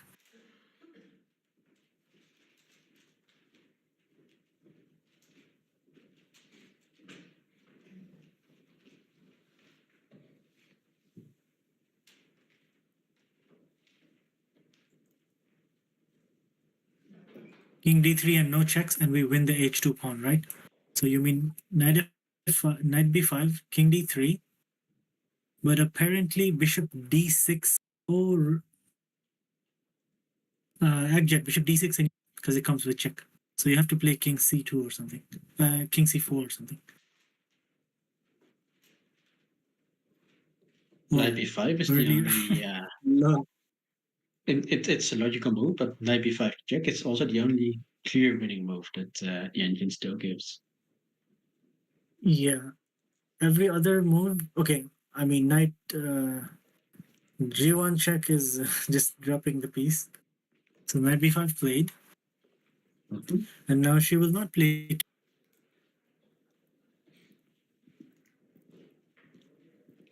Right, he is below. Guys, both players are below 1 minute. Yes, Ajit. Now you're speaking my language. That's the same dealer of copium that we have now. He has played king c4, attacking the knight once again. Knight has to go somewhere. Oh, the thing is knight d4 and you lose f2.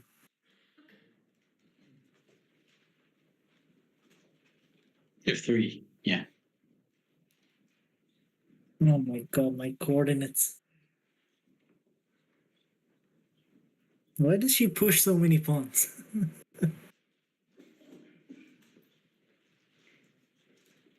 He's in doubt.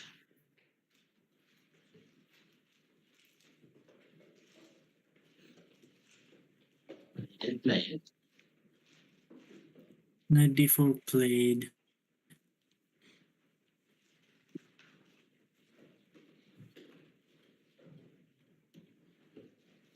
So it's now a matter of either taking the h pawn or Yep. that I think she did. He takes the h pawn, takes away that pawn that was pricking us. Knight f3, rook f2 apparently is still winning somehow.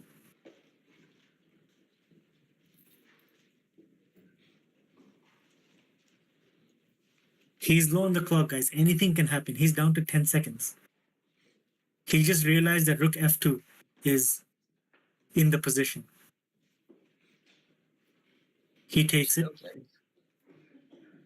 but he realizes. Okay, rook f2 played, only move. e4 played.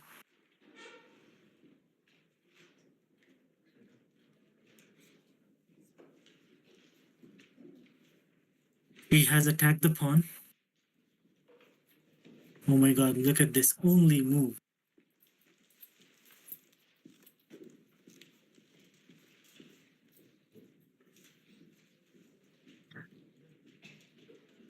Bishop h4.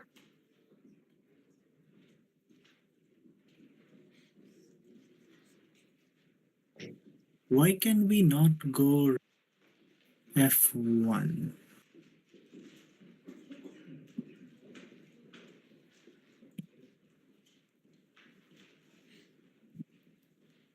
Yeah, I was also thinking of rook e2. Sure, that's the move. Oh, rook f1, king steps out, and if you take the pawn, there is knight d2 fork. That Man, makes this sense. he just saw it. I mean, she realized it as well. Rook e2. So she has to move the rook away on a on a different file and try to hold.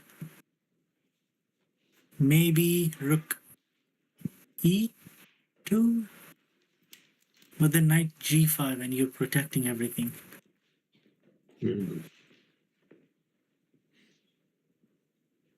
This is RNG in chess, lol. But hey guys, anything can still happen, even though this position is objectively lost. She's still trying to find the most tricky line, I guess. Because if there was nothing else to do, we would have seen a handshake already.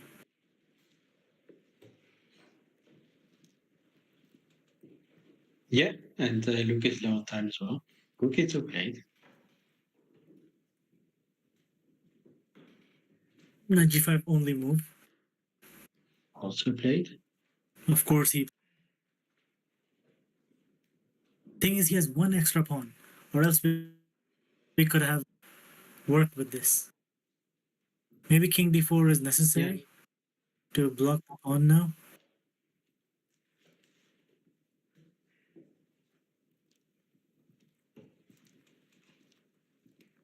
I think she should still try though. Yep, like Okay, tempo moves, attack this, attack that.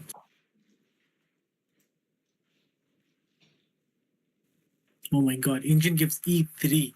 Just say, take my pawn, take my bishop. It's that's a bit of a disgusting move. I don't think he will play it so low in time.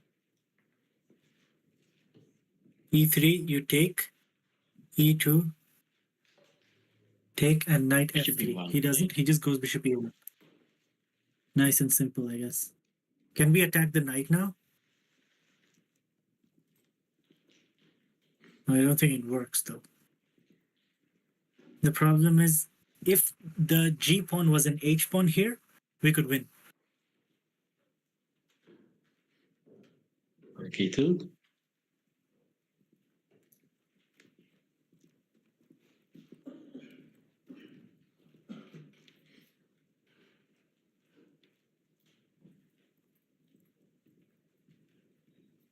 We have king d4 after this move though.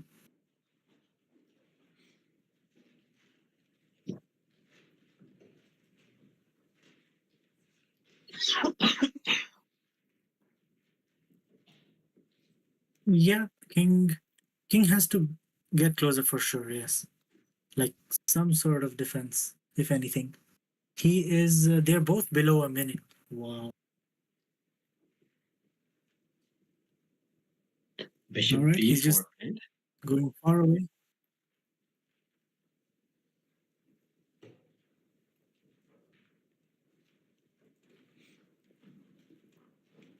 Rook f2 check. Rook check.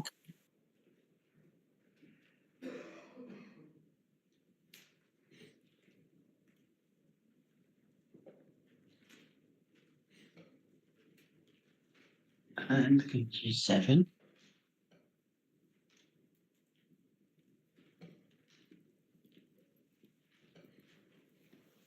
Really, guys, it comes down to one extra pawn.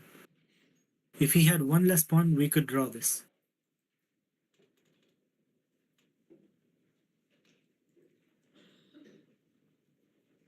Yeah, that made the problem is his moves are not difficult. He can gain If she 30 plays seconds. rook g2, I think e3 is winning again.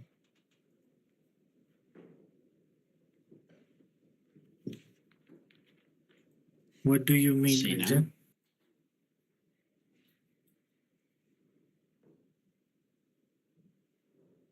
Like in this position, if there was no g pawn, then we could trade.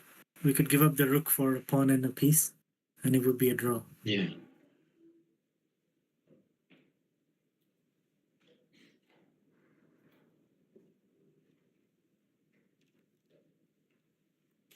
E3 again. Because bishop is defending e1.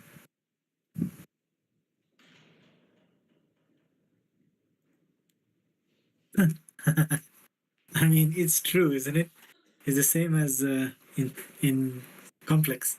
If I had one more heart, he would not have made me play the king. e3 on Man board. sees e3.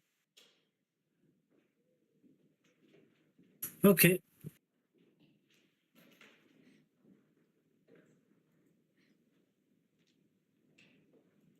So, for clarity, if taking the knight now, e2 happens, and you can play like rook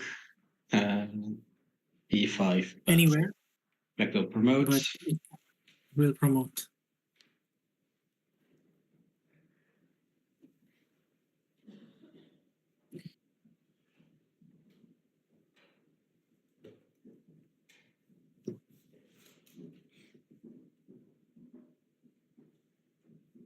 And I plays king They have d4, which is they have crossed more 60 moves, resilient guys. card.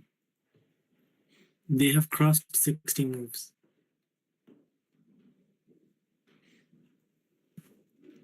Okay, bishop d2. Can we play king d3? We can, and then he has to move the knight, I guess. We have to play king d3, and then the knight is hanging. But of course, then the knight moves.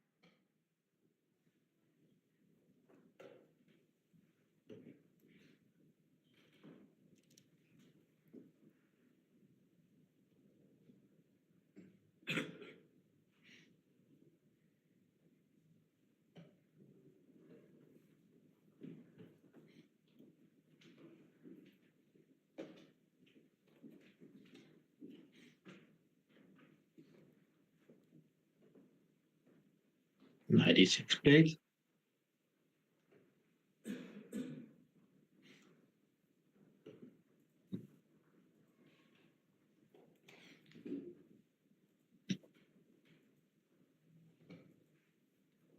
Rook g4. Stopping knight f4. Mm-hmm.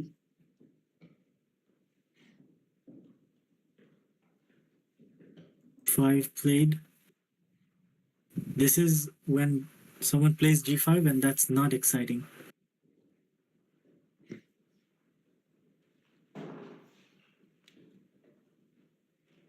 Yeah, he's Imagine taking ending the game opening. imagine resigning at g5. She doesn't. Okay, good, good.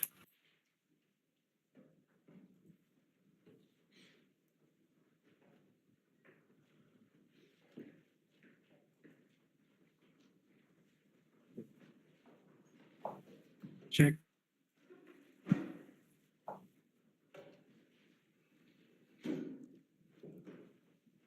Oh, but now it's now she has to go king d1, right? Yeah, then you can. Because if king f1, then you just promote. There's nothing to do. Hmm.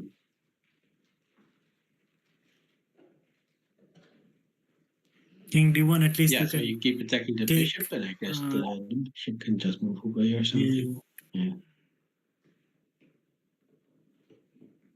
Yeah.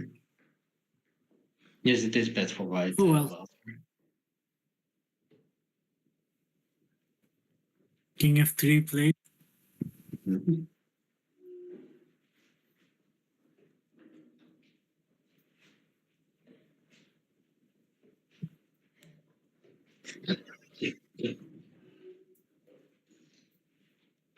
Yeah, Anna has said earlier that she sometimes likes to play these games on just to see how her opponent is going to finish it. So maybe she's in that phase.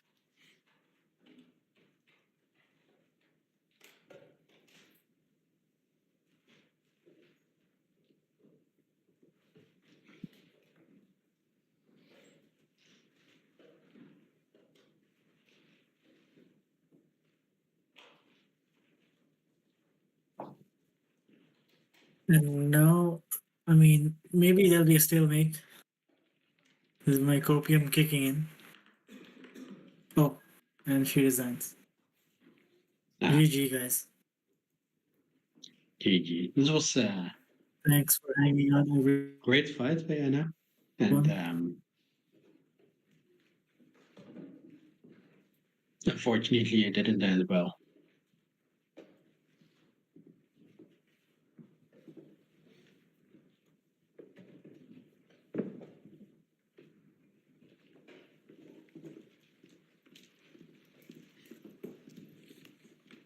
Anyway, Jet, thank you for being here. We if people are in the Discord, there might be a small hangout session with puzzle rush going on still there. But here we will rate someone.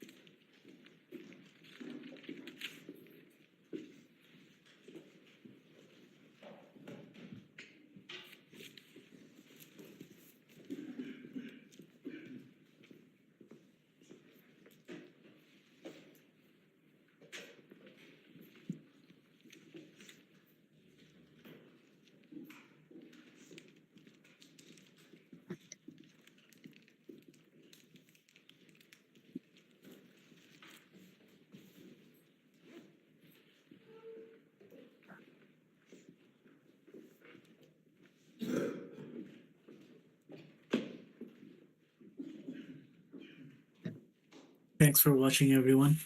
Also, thanks, Nerdy, for joining. I guess I'll catch you guys whenever next. Take care, everyone. See you. It was a pleasure. See you.